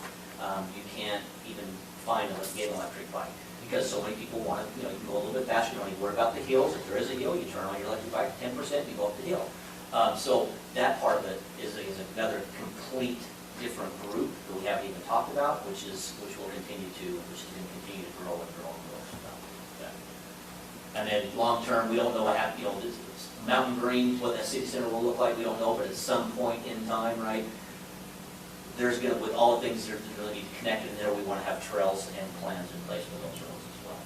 And then this is a Preston, you can speak to this because these are the trails that. Yeah, that's the baby. That's the Mountain Green Trails Foundation. That's what we started last spring, and we put in the majority of those trails that actually all of them with the green line and the upper right purple line are not in, but we've been able to get everything else in so far. So. That's just. Is there any questions on that? I know we took plenty of your time, but we just want to kind of give you a vision of what we've been working on. Oh, that's great. We appreciate the presentation and thanks for your work on it. I don't remember if we formally organized this committee. We did not, but that's part of the next part. So we might want to move to That's the next part. That. Yeah, we did not formally do this committee. It was just one of those brainstorms I had to try to get the citizens involved. And this was one of the groups that I wanted to try to get involved. And since they've done a good job, that's part of the plan, is to, if we have to approve a committee, then this would be part of the committee that I wanted to present to you tonight. But let me just reiterate a couple of things that we have done in this, and I've been working with Weber County. Like I say, I've been working with them on the Trappers Loop Trail, possibly. We had at one time Old Trappers Loop. It used to be well, I don't know if any of you know where it is. You do. Well, you might. You may not. You may have ridden it when you were a little younger. Not much, because you're not very old. But Old Trappers Loop comes from the Weber County side. They kept their right-of-way. In Morgan County, we did not, as far as I understand. Right, Lance? We did not keep our right-of-way through the Old Trappers Loop. It went back to the property owners. And so after all this started, I went on a trail ride. Actually, Weber County went and we decided to have a trail ride, bike ride, right after that rain at the end of June. And so it was muddier and muddy. And we worked with Snow Basin on this because the majority of the land they own. And we went from the Weber County side. We had Andrew Gruber here. We had Hugh Van Wagenen. He rode his bike all the way from Salt Lake with Front Runner and everything else, and rode it up through Weber Canyon, came up on the Trappers Loop Road, Old Trappers Loop Road, rode it up there, mud all over his big tires, and he did have one of those electric bikes. Anyway, we went up over the top and down the other side. And as we were going down there, I was able to give some information of how things could work within our program. And if we wanted to initiate trying to get that as a trail going up over the top and down the other side. I've taken Hugh on a tour, and if you don't know who he is, he's the WFRC Active Transportation lead. And he's over the trails. And anyway, so we had a good day that day, learned a lot of things. Snow Basin is very willing to work on trails with us. And we just have to get other private landowners for that trail. However, what we've done through this committee is, because of this committee and what they've done, we've worked with, what's the name of our... Chris Chestnut. Of our group, Landmark, and in their surveys, they found that 16% of our county residents, which was the highest, wanted trails in our county. It's a pretty big thing. So we have been talking to different individuals, and we ended up getting Chris Chestnut here the last time from UDOT. And this is part of the proposal that I wanted to bring to you tonight, if we can have your support. He mentioned to us that we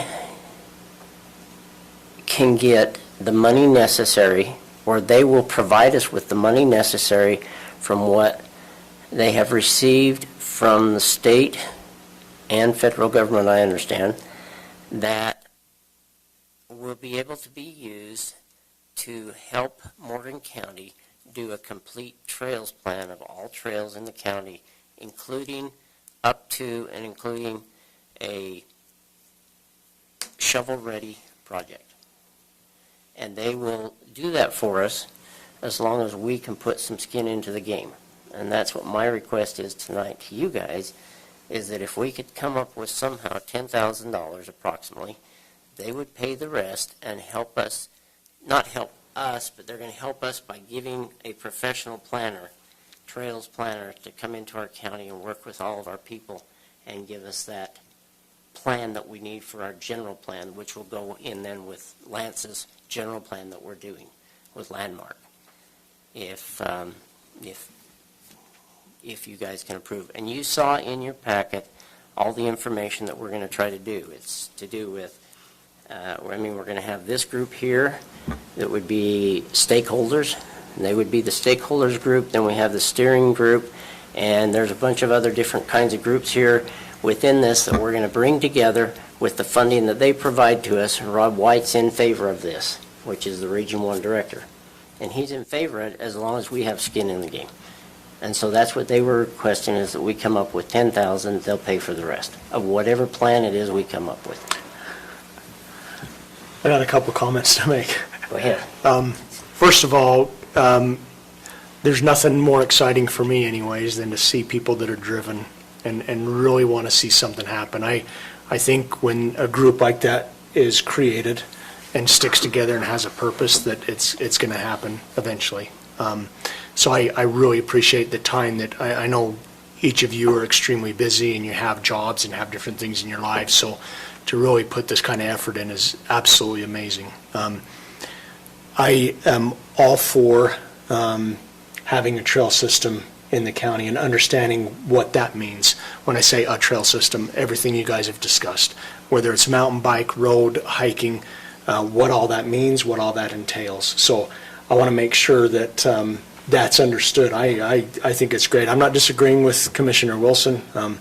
I've driven many times where it hasn't been double wide, it's been 4 wide, and I've gone across double yellow line just to get around the bikers. I bought my first road bike 33 years ago and rode it. My first accident was a block down the road right here, and it was my fault. It was too dark. But my dad yelled at me, I jammed the brakes, I did a flip, landed on my feet, and the road bike slid under the lady's car that turned in front of me. So I was up biking the next day. I was just fine, but my own fault. But love biking. I don't ride near as much as you guys. Anytime I believe that we have something come before us where matching dollars is, where we're only putting in 10% or 20%, that is something we need to really look into hard. It's to have matching dollars at that high of a percentage, we shouldn't ever pass up, whether it's trails, roads, anything we need to do. So I think to find that funding is phenomenal.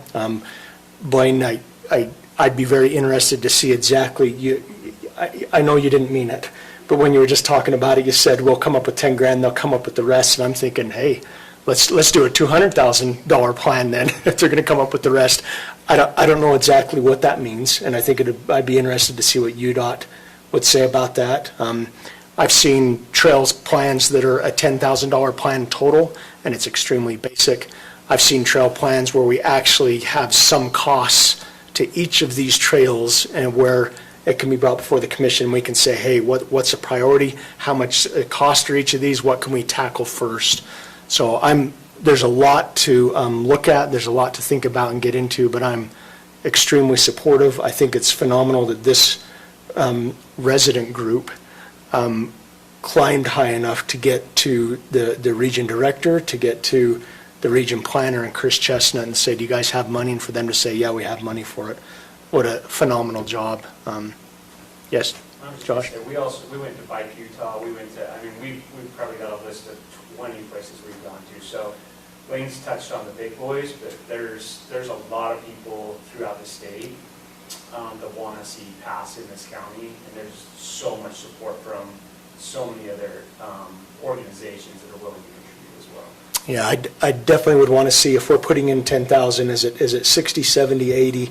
I talked to Blaine on the side, and I said, I don't think 70 is enough, to be honest. Yeah. I think in order to define it well enough and to have all the mountain bike trails, the possibility of hiking trails, the road trails, and how much each of them might cost, and estimates, and prioritizing, it actually might be a little bit more, I believe, and I'm in full support.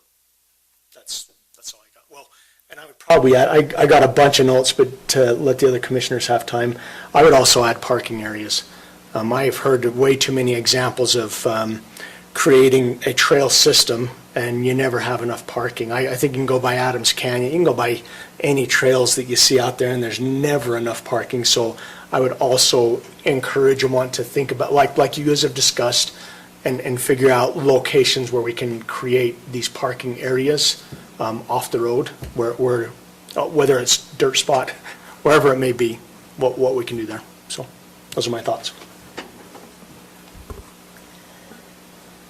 Any other questions or comments? One comment I have is the scope of work that you have outlined here.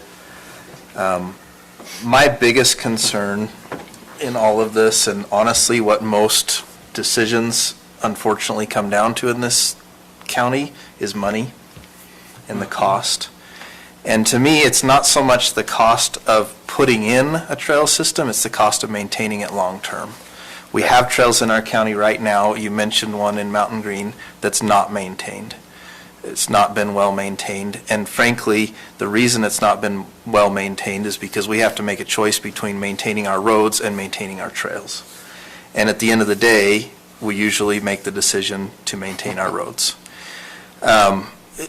Whether better or for worse, that's what it boils down to. And so to me, I would love to see, as part of this scope of work, some recommendations as to how to find funding to maintain these trails going forward, because it does us no good to put in miles and miles of trails if we can't maintain them. And we have that right now in Mountain Green. We have trails in the Cottonwoods that aren't maintained. We have trails along Old Highway that aren't maintained. You talk about adding it to the side of the road. Well, striping is extremely expensive. We've striped roads in the county, and the paint lasts for a year at most. So you're talking about restriping roads every single year in order to make that work. I'm not saying it's not feasible, but what I am saying is it comes with a tremendous cost. And so that's what I'd like to see is part of that scope. I'm not saying it's not doable, but we need to know how we're going to pay for this. And Blaine, you and I have had this conversation many times. Until we know how to maintain it, I'm not in favor of building any new trails. But as soon as we know how we're going to maintain them long-term, I'm all in favor.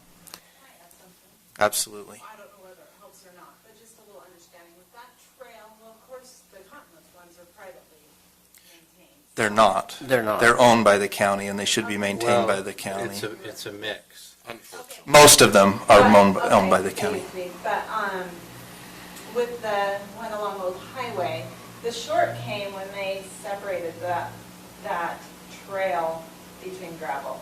So you've got the road, then you've got gravel, and you've got cars kicking up that gravel. So we've talked about that, and that's why there's been a lot of different options as far as along the railroad, frontage there that they own, the canal space, and different things. And we just kind of discussed and thought it might be the easiest on maintenance when it's part of the road. Yeah, and I've had that discussion with our road department, with our public works director, and it's good for snow removal for us. That makes it a lot easier when it's attached to the road, because otherwise we don't have the equipment to go out and plow trails. That's why the trails in the Cottonwoods have signs that say no winter maintenance, because we just don't have the equipment to do it, or the funds, quite frankly, to pay somebody to go do it.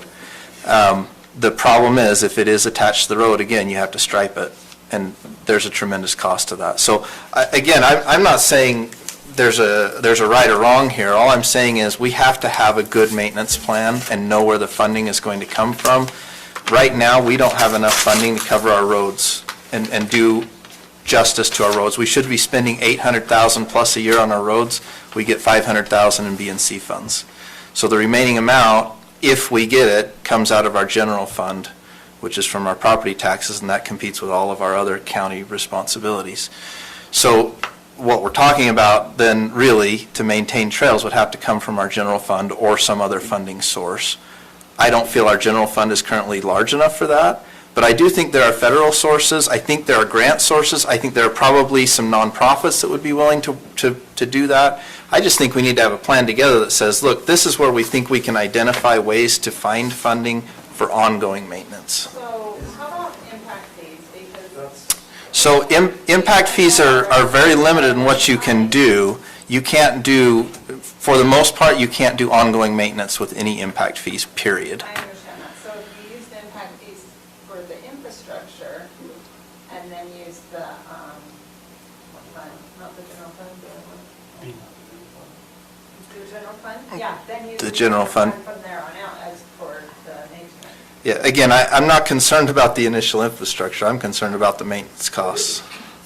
Isn't it their responsibility, like, if you take that trail in Mountain Green where the school got built, like, that whoever's ripping all that dirt out right now has destroyed the whole thing, isn't it? I mean, doesn't the county make them repair it when they destroy something like that? Isn't that? I think we definitely should, and I don't know, Lance, if we have something built into the code. I mean, we do if we tear up a road, right? Taking all the dirt out across from the bank in Mountain Green.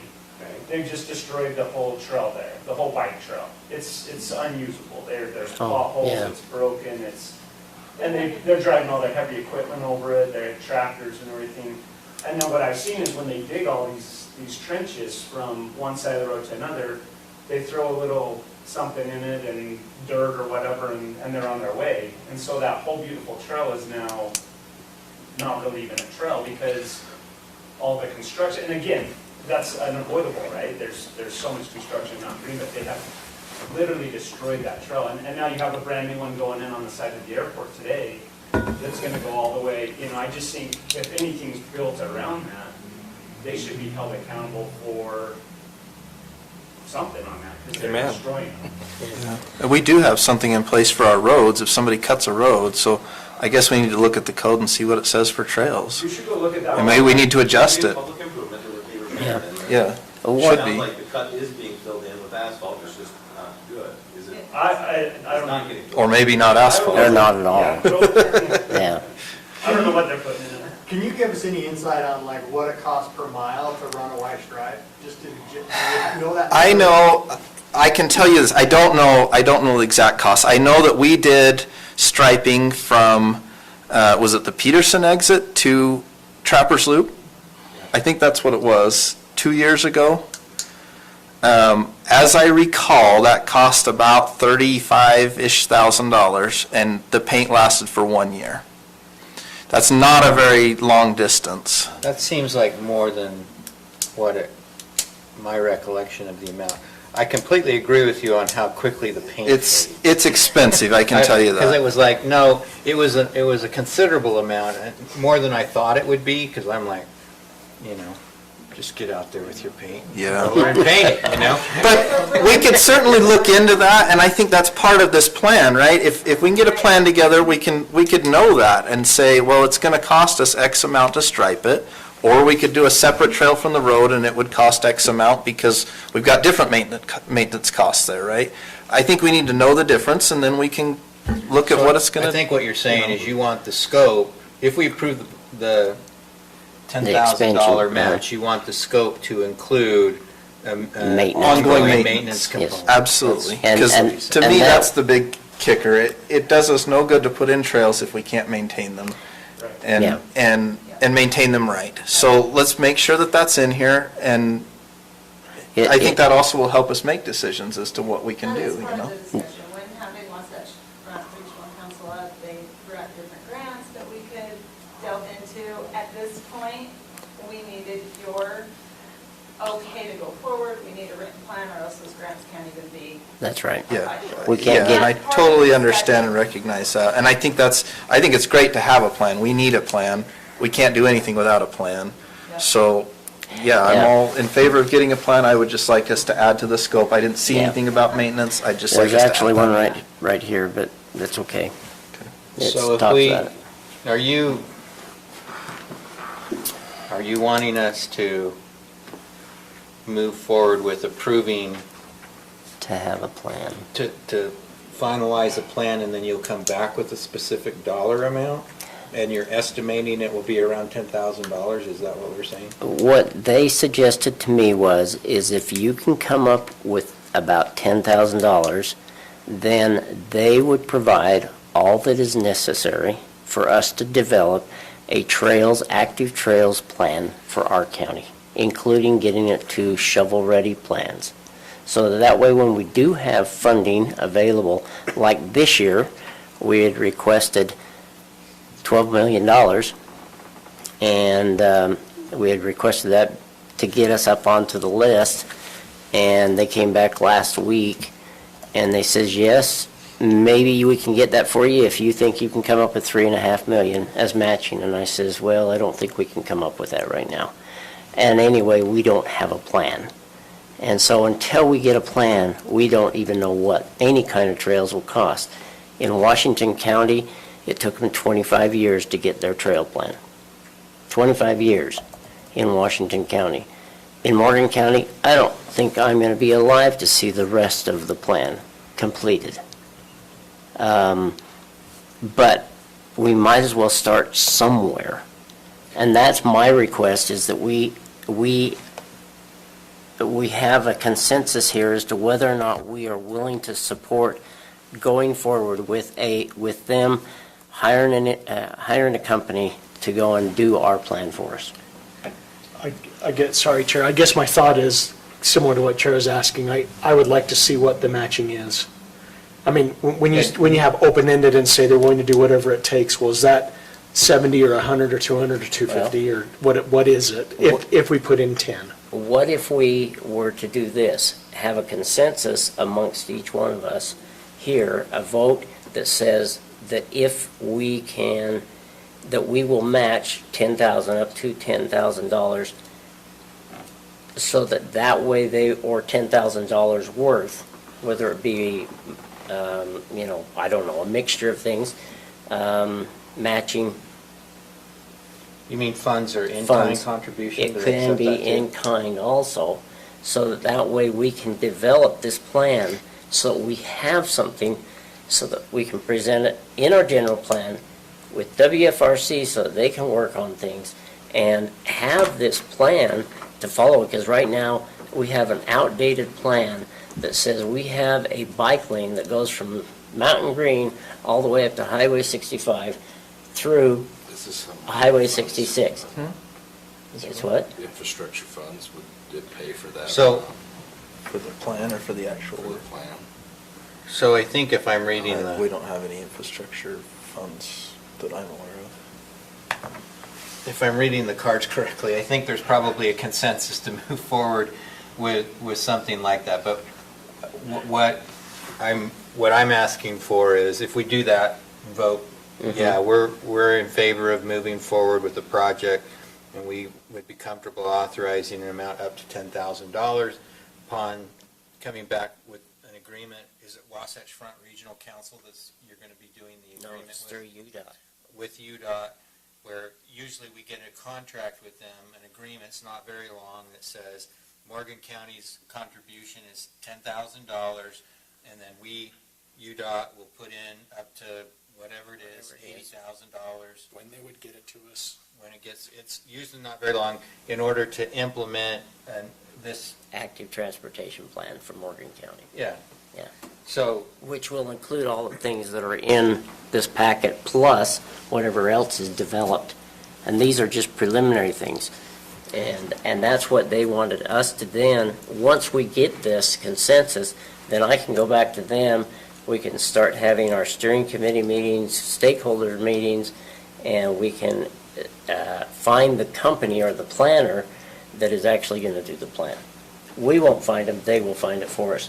Otherwise, we would then have to put out an RFP if we do it, and then they would send us the money for it. Instead, we asked them if they would handle it because they've got the people available. So we may not know what the total cost is, but I can sure ask Chris Chestnut. In fact, we're meeting with Rob White next week or 2 weeks. So that brings up another question for me, and I don't mean to, this is kind of so, I hate to use the word political, but I want to make sure that I typically, in the career I'm in, I typically don't see UDOT using their people to create a trail master plan. I typically see matching funds through WFRC, matching funds from the county, and then we put it out to RFP. But what you're saying is that changing now? For this one. Because we would be giving UDOT 10 grand, right? And they'd be saying, this is what we're going to do, I guess. I'm not familiar with that. So what Chris was saying, he says you could go and we could hire Landmark to do. So it wouldn't be UDOT doing the work or what? No, it's not UDOT doing the work. They have planners that they have, that they can contract with to do that. He's just saying that they have, it's just like WFRC did with that plan, the small area plan that we've done, the Peterson Mountain Green plan, that we can put out, it'll still be an RFP, and it'll just go to but it'll go to those people who are within their umbrella. That's fine. I just want to make sure we're saying it clearly. Yeah, and that's, you guys are correct. The county would put the RFP out. Well, no, UDOT. UDOT would do the RFP. UDOT would, okay. Yeah. But just like WFRC is doing with our small area plan. Okay. And so we would be, if we start up with this plan of getting this group together, then we can, then they say, okay, we will do it. But we have to have a consensus by the group. The more money they can give us, the merrier. That's all I have to say. That's what I say too. Okay, I'll make a motion here Mr. Chair, I move that we approve the expenditure of up to $10,000 in matching funds to be used, what are we calling this? For an active transportation plan. To be used towards an active transportation plan For all of them. For all of Morgan County, to work with UDOT on that plan. I'll second it. And then, I guess the next part of that, though, is pending an agreement with UDOT. Right. Correct. Right. We need to know what they're gonna. Right. What they're For the gonna do. actual plan. Okay. Now, I didn't say that very well, so wordsmith it up over there. Did you second, Commissioner? Yeah, I did. Before you started. Okay, Before it was we done. have a motion by Commissioner I Newton, guess if you seconded have a by second, you Commissioner just start to Fackrell. keep adding. Is there, what's the account? This will have to come from the general fund balance, because Yeah. we don't have an account for it. Okay. A motion from Commissioner Newton, seconded by Commissioner Fackrell, to spend up to $10,000 in matching funds from the general fund balance to be used for the development of an active transportation plan, working with UDOT pending an agreement specifying the terms of the match. Right. Perfect. It's a good thing you're an attorney. Any questions on the motion? All in favor? Aye. Any opposed? Okay. Thank you. Do I have to bring up an agenda item to approve them as the Once committee? you get the agreement, then yeah, we will want to put it on the agenda, review it, because it's over the $5,000, so Okay. we need to do that. No, I meant the steering committee.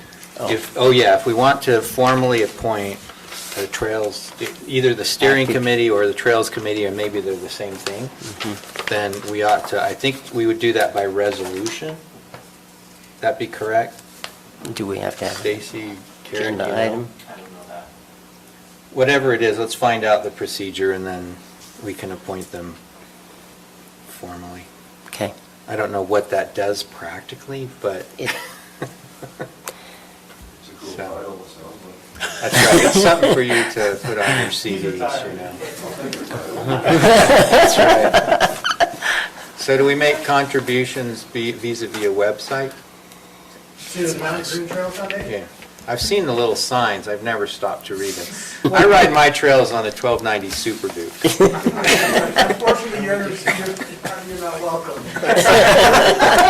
I could, on your mountain bike trails, my 450 could do very well. You have to jump to LOA, you know that. I know. That's why I don't ride. That's why I got the Super Duke, so I just ride on the road. No, I honestly, you can contact the Mountain Green Trails Foundation, or you can actually personally Venmo me. I know that sounds sketchy, but I will provide you a receipt and transfer the funds into our account. So Okay. how you want to do it. Looks like on the website also, there's a place to donate. That's correct. There is a PayPal link via the website you can go to and use also. Okay, So, thank you. you're welcome. All right, thanks to all of you. Thank you so much. Thank you. Let's see, commissioner comments. Did I ever get the junior rodeo contract back? No, but it happened last night, so. Whoever signed it on my behalf, thank you very much. It didn't get signed, I don't think, but they went ahead with it anyway, so. Okay. Thank you. Fortunately, no issues arose that required indemnification. No, we're good. Okay, anything else that I have in terms of, they are making progress on the airport bid process. I think that's continuing to move forward. They have made certain requests to the developer of Northside Creek. When I say they, I mean the Airport Advisory Board, with respect to replacing the fence, which isn't a requirement of the current development agreement, and those requests have been, I guess, received And they're under consideration, and I think they're looking to make some changes and improvements to expand the scope of what it is that they've been asked to do. So. Can I ask you some questions on this? Sure. The airport. I was talking to Joe Garfield about this, and he says, and maybe they're coming up with this next time in our meeting to talk about the future plan with the Forest Service or not to keep them and that kind of stuff. So can you give us any info on that, or? Yeah, so the Forest Service lease terminates pursuant to its own terms next year. The Forest Service proposal to go to Huntsville is dead. Yeah. I think they're looking at some property owned by a federal government entity down further south. I think they've reopened discussions with the Ogden Airport. I don't know that either of those facilities will be completed prior to the termination of their lease. And I don't know if they have an alternative interim plan. But the airport advisory board heard a proposal from someone who would like to come into the Morgan County Airport, lease that building on a long-term basis, and be the FBO, provide for an FBO and a small food service facility in that building. The FBO would provide a fuel, different fuel capacity than they have now. Presently, they have a tank that comes up and fills different a tanker that comes up and fills up different individual tanks that these guys have in their hangars, but the FBO would be there to provide fuel for whoever flew in. Sometimes they'll have like if you fly up to Logan on a particular Saturday of the month, they have a pancake breakfast, and the whole reason to do it is to throw money into the kitty for the next pancake breakfast, and then they use their FBO refuels your aircraft, and you get like a discount on the fuel for the day, and it's part of what they do. All these different enthusiasts do different things, right? The cyclists do certain things. The rolling elders quorums on their Harley Davidsons do other things, other than go to church. Just roll by. I hear them out there, and I'm like, no, that's the way to worship. But and so they do that. So that proposal, I think, will come back so that you'll hear what they're proposing in terms of a long-term lease. I have not heard a thing from the Forest Service, so I don't know if they just expect that they can throw something in front of us and say, will you renew our lease for 12 months? We may have already made a commitment by that point to somebody else and said, no, we had something, we knew your lease was terminating, we knew you were looking somewhere else, and so we've signed an agreement with another operator, and as soon as you're out, they're looking to move in. So we'll hear that. I think they can come in at the next meeting, and that will be on the agenda. Okay. The other question I'll ask was, with that local sales tax, I thought that was going to be on the agenda for this week, but Sorry, I should have got an email out, but they let me know that on the 17th they'll be coming, so in 2 weeks. They just didn't have enough time to get it together this week, so in 2 weeks they will be coming. Okay, great. That's all I had in terms of comments, and we will go into closed session after commissioner comments just to discuss a potential property acquisition. Commissioner Wilson, any updates from you? Nope. Commissioner Newton? Oh, we do need to discuss, though, I don't know when we can discuss it, but we do need to discuss our poker thing. Oh, yeah. Tell me what it is, I because thought you we know were doing what? that right now.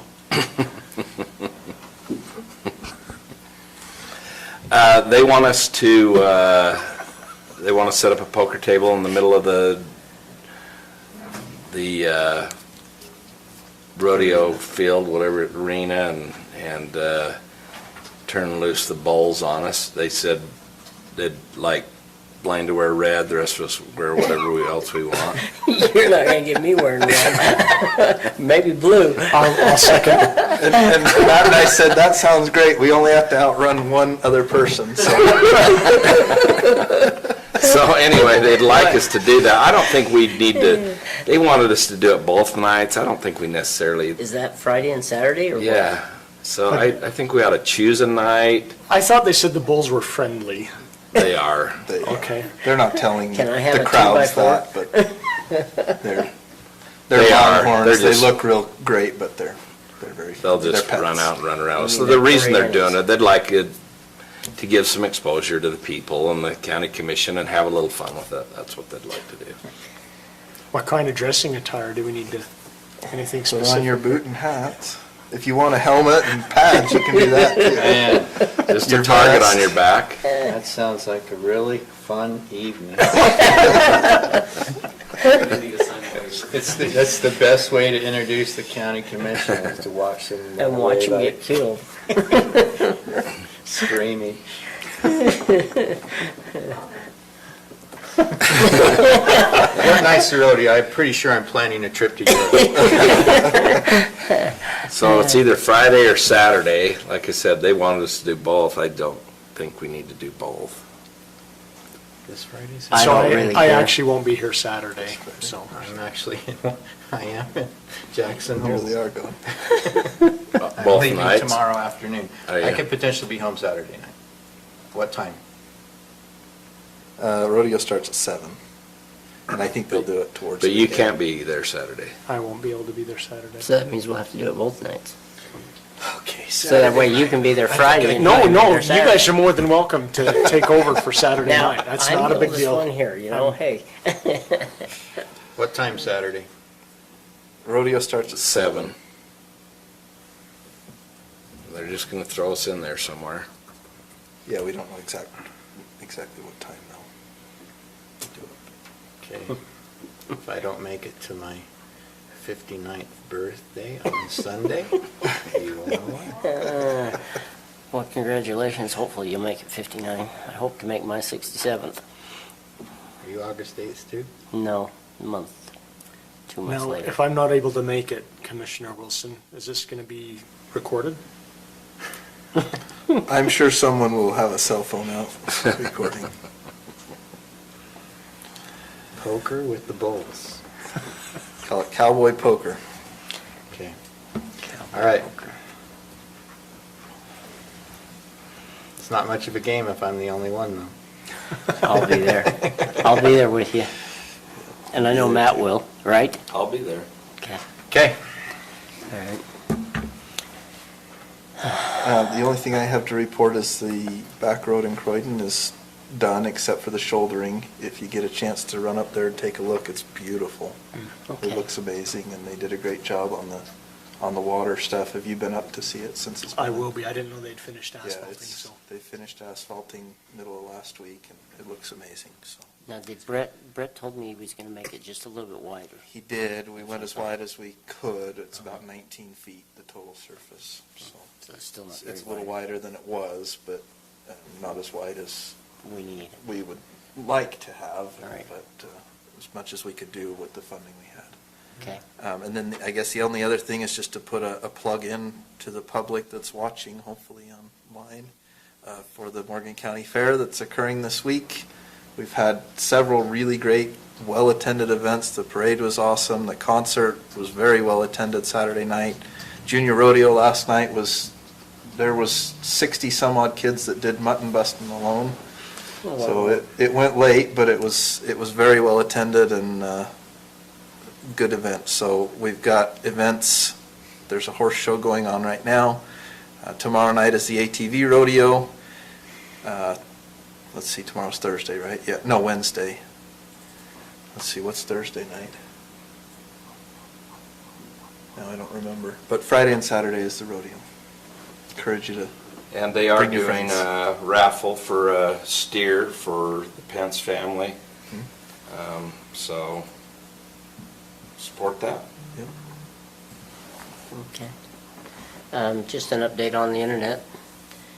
I talked to Cameron Francis from Beehive Broadband, and they're working from the top of the Highlands down. And even though I've received some people saying that reports that Beehive went broke, basically, They have not. So they are working on it. They're just trying to get there's a couple more permits they need for telephone poles to be able to put their fiber workings on it, and they are expecting within a couple of weeks they'll be placing it in homes for the Beehive broadband. Liberty Broadband, they are putting up, we've already got it here. From what I understand, we have it here in this building. And there's been people that have already got it in their homes, and they say it's wonderful to go from 1 megabyte of service up to 65 in an instant. They love it. And then they're putting in the tower, not putting it in, they're getting it operational on Thursday up in the Porterville area. The one in Mike Wasuta's hill up there that is going to cover all of Mountain Green should be up in the next couple of weeks. That's the plan. So Once they get those up, do they then send out a notice saying? yes. Okay. Yes. Because I'm on their list, but I haven't heard anything. Yes. Yeah, he said you're waiting patiently for it also. But that's the one that will be connected with Mike Wasuta's place. Okay? Great. Because that one will cover basically that whole lower end. I'll look on the hill to see if I see it. Well, is it something that you see like a little tower? It's going to be a tower about 30 feet tall, and it'll have different dishes on it all the way around it. Jeremy is still trying to transfer part of the building over. I think the sheriff is set up, but he said the rest isn't today. I was talking to him about Okay. it. So he said he's still working through it, but it should be pretty soon. Okay. All right, good. Good. I've just left it to him because I don't know any of that stuff. I just know where the towers are going. I know I've got to turn my computer on and I get it. And that's about it. No, that's not it. I've got one more item. I forgot this one. It was supposed to come in the packet, and each one of you received it. This was from Executive Director Reg Johnson from the state of Utah, Governor's Office. And I hope that you will read it, because this is telling the federal government what we would like here as far as the response to the Conserving and Restoring America the Beautiful report, because President Biden has a 30 by 30 initiative, and we are basically saying this is what it should be instead of what he has defined it as. So I recommend that you read this report that each one of you should have received, I think, right? You gave it to everybody today? You gave it to me, even though I was going to say, I don't think it was in I'm mine not seeing today. anything that looks like that. Okay, I don't know why I got it.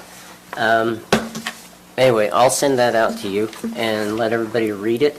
There's 10 different things that the state of Utah says that they need to do to keep us really being a state or an America that is beautiful instead of what they're proposing. Okay? Okay. Go ahead, now it's your turn. Even though I have plenty to say. We're in the transitioning process with our recreation department and recreation board.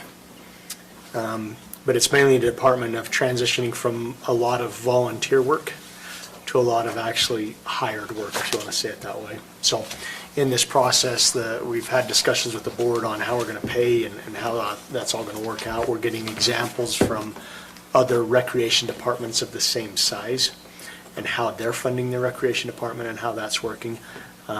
As you know, we also have the ramp tax, so there's that there too. But we will be presenting sometime soon to the commission what our recommendation would be on how to support that. Great. That's all I got. I sent an email, Lance, on that Warrior Risen Ranch.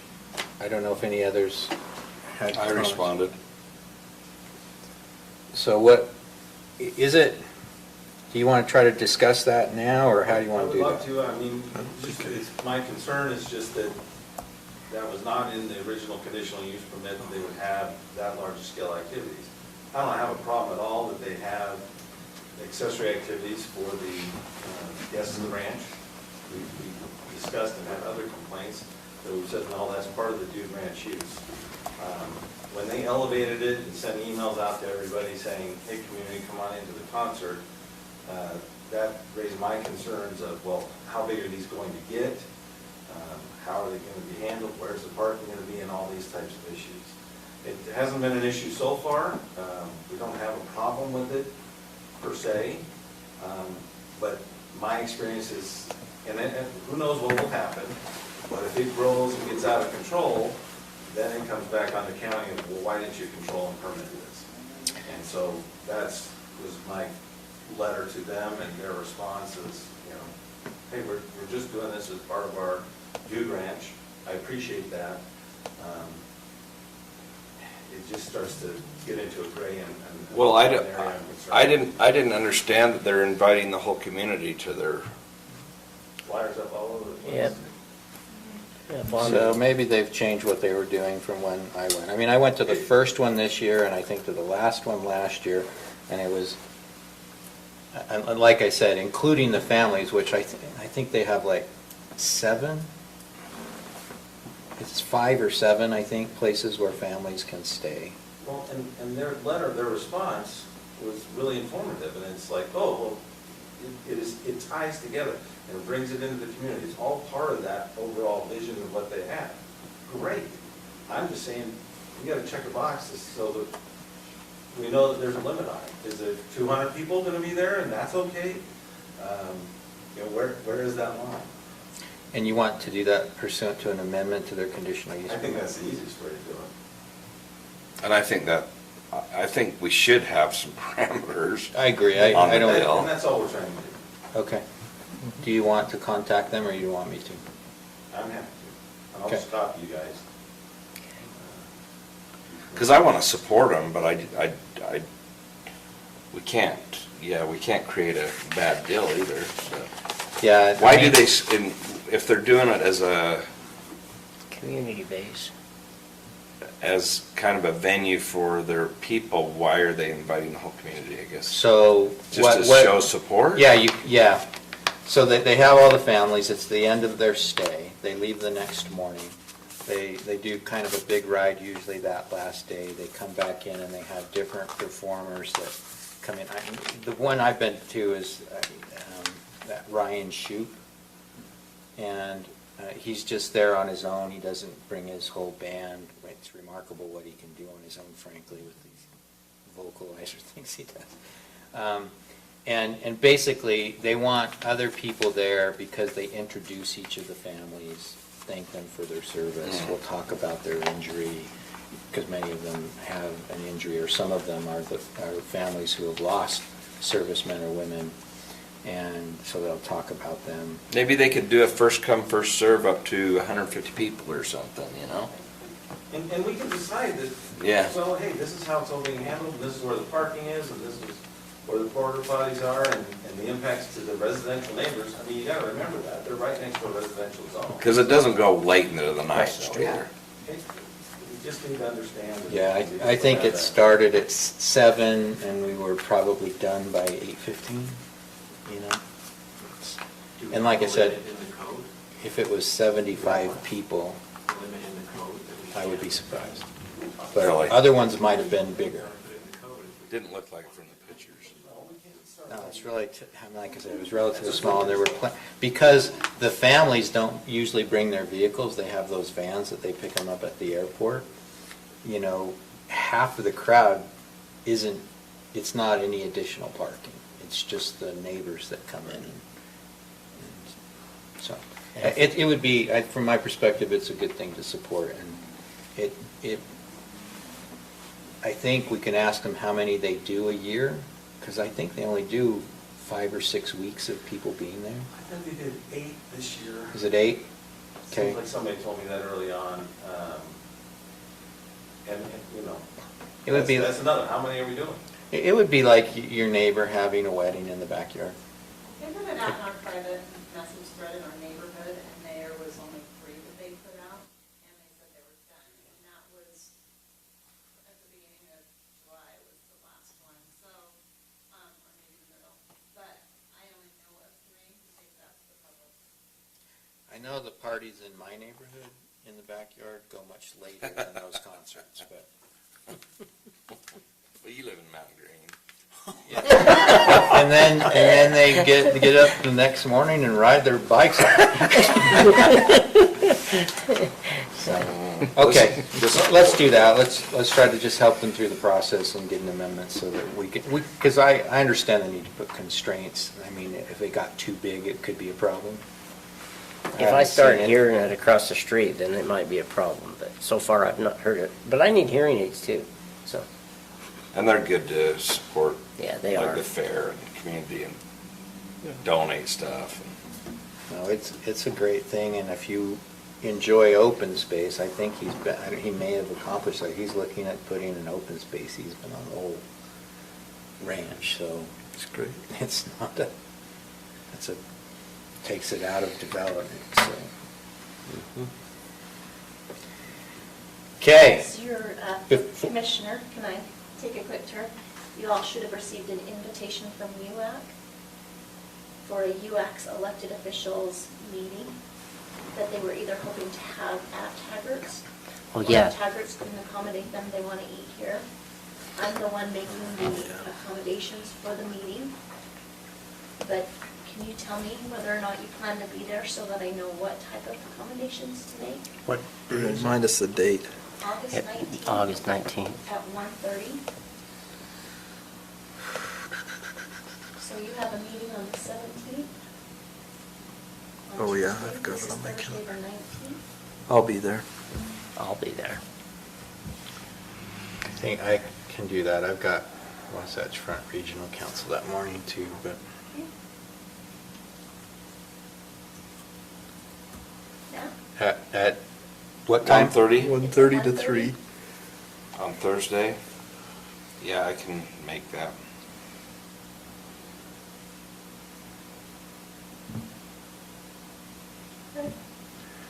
And Taggart / county building.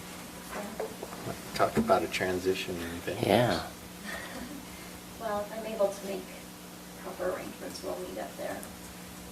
But I just need you to go to that email that was sent to you and accept their invitation so that she... So if we've already accepted it, do we need to do it again? No. Okay. What was her name? Let me look. Alyssa at Alyssa, UACnet.org. ALY? Yes.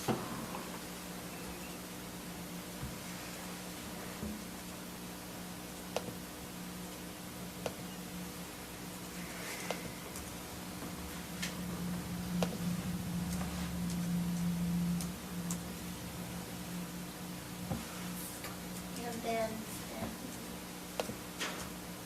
Cindy McKee came over today, and we celebrated just how well she's done, how good things look over at the food pantry. She had their first opening, I think she said today, and had their first point. She's opened up their bank account, and they're ready for us to move our donation over to her. So I told her there's a little process that we have to go through, but that I would have to let you all know that they are up and that they are running and that they have a bank account open and ready. And that as a commission, you would pick out your preferred use of the money and make a motion, and once you've gone through that process, you go ahead and move that money. So, just a heads up that she is ready. So what do we need to do to get that? I remember, I think it was already approved, and so I'll just make an agreement where it says you have to use the funds for this purpose, designated purpose, and then I think we've already voted on it. I can go back and look on the minutes to make sure, and if we've already voted on it. You already did, didn't you? Yeah. Great. That's why it's not. Thank you. Pretty sure we did. Thank you. All right. Yeah, we did. We'll make a motion to go into closed session, and then if you want to pass out your cards, you probably regret saying you were going to wait till the end at this point, but. They've been there the whole time. Well, I'd like you to stick around if you can. Yeah, but- I'm here for, Food's been good over at the fair. Senators already come out. so There's that going to be several more show up over the next few days. reconsider, and I'm pretty sure Senator Lee said the same thing too, so. Thank you very much. Yeah. Nice meeting Thank you all. very much. Appreciate it. Chandler. Thank you. Thank you. Yeah. Good to meet you. Yeah, nice meeting you all. I'll be around and in touch with all you guys. If you have any questions, feel free to reach out. Okay. Awesome. All right, Thank you. Thanks, Chandler. Yeah, thank you. Okay, is there a motion to go into closed session? I move that we go into closed session. I guess that's all you do, right? Yep. Second? Okay, a motion and second to go into closed session to discuss potential Oh, sorry. property acquisition. Yes. All in favor? Aye. Can we use a quick restroom break? Is that okay? Sure. You got 2 minutes. I'm surprised. Come on.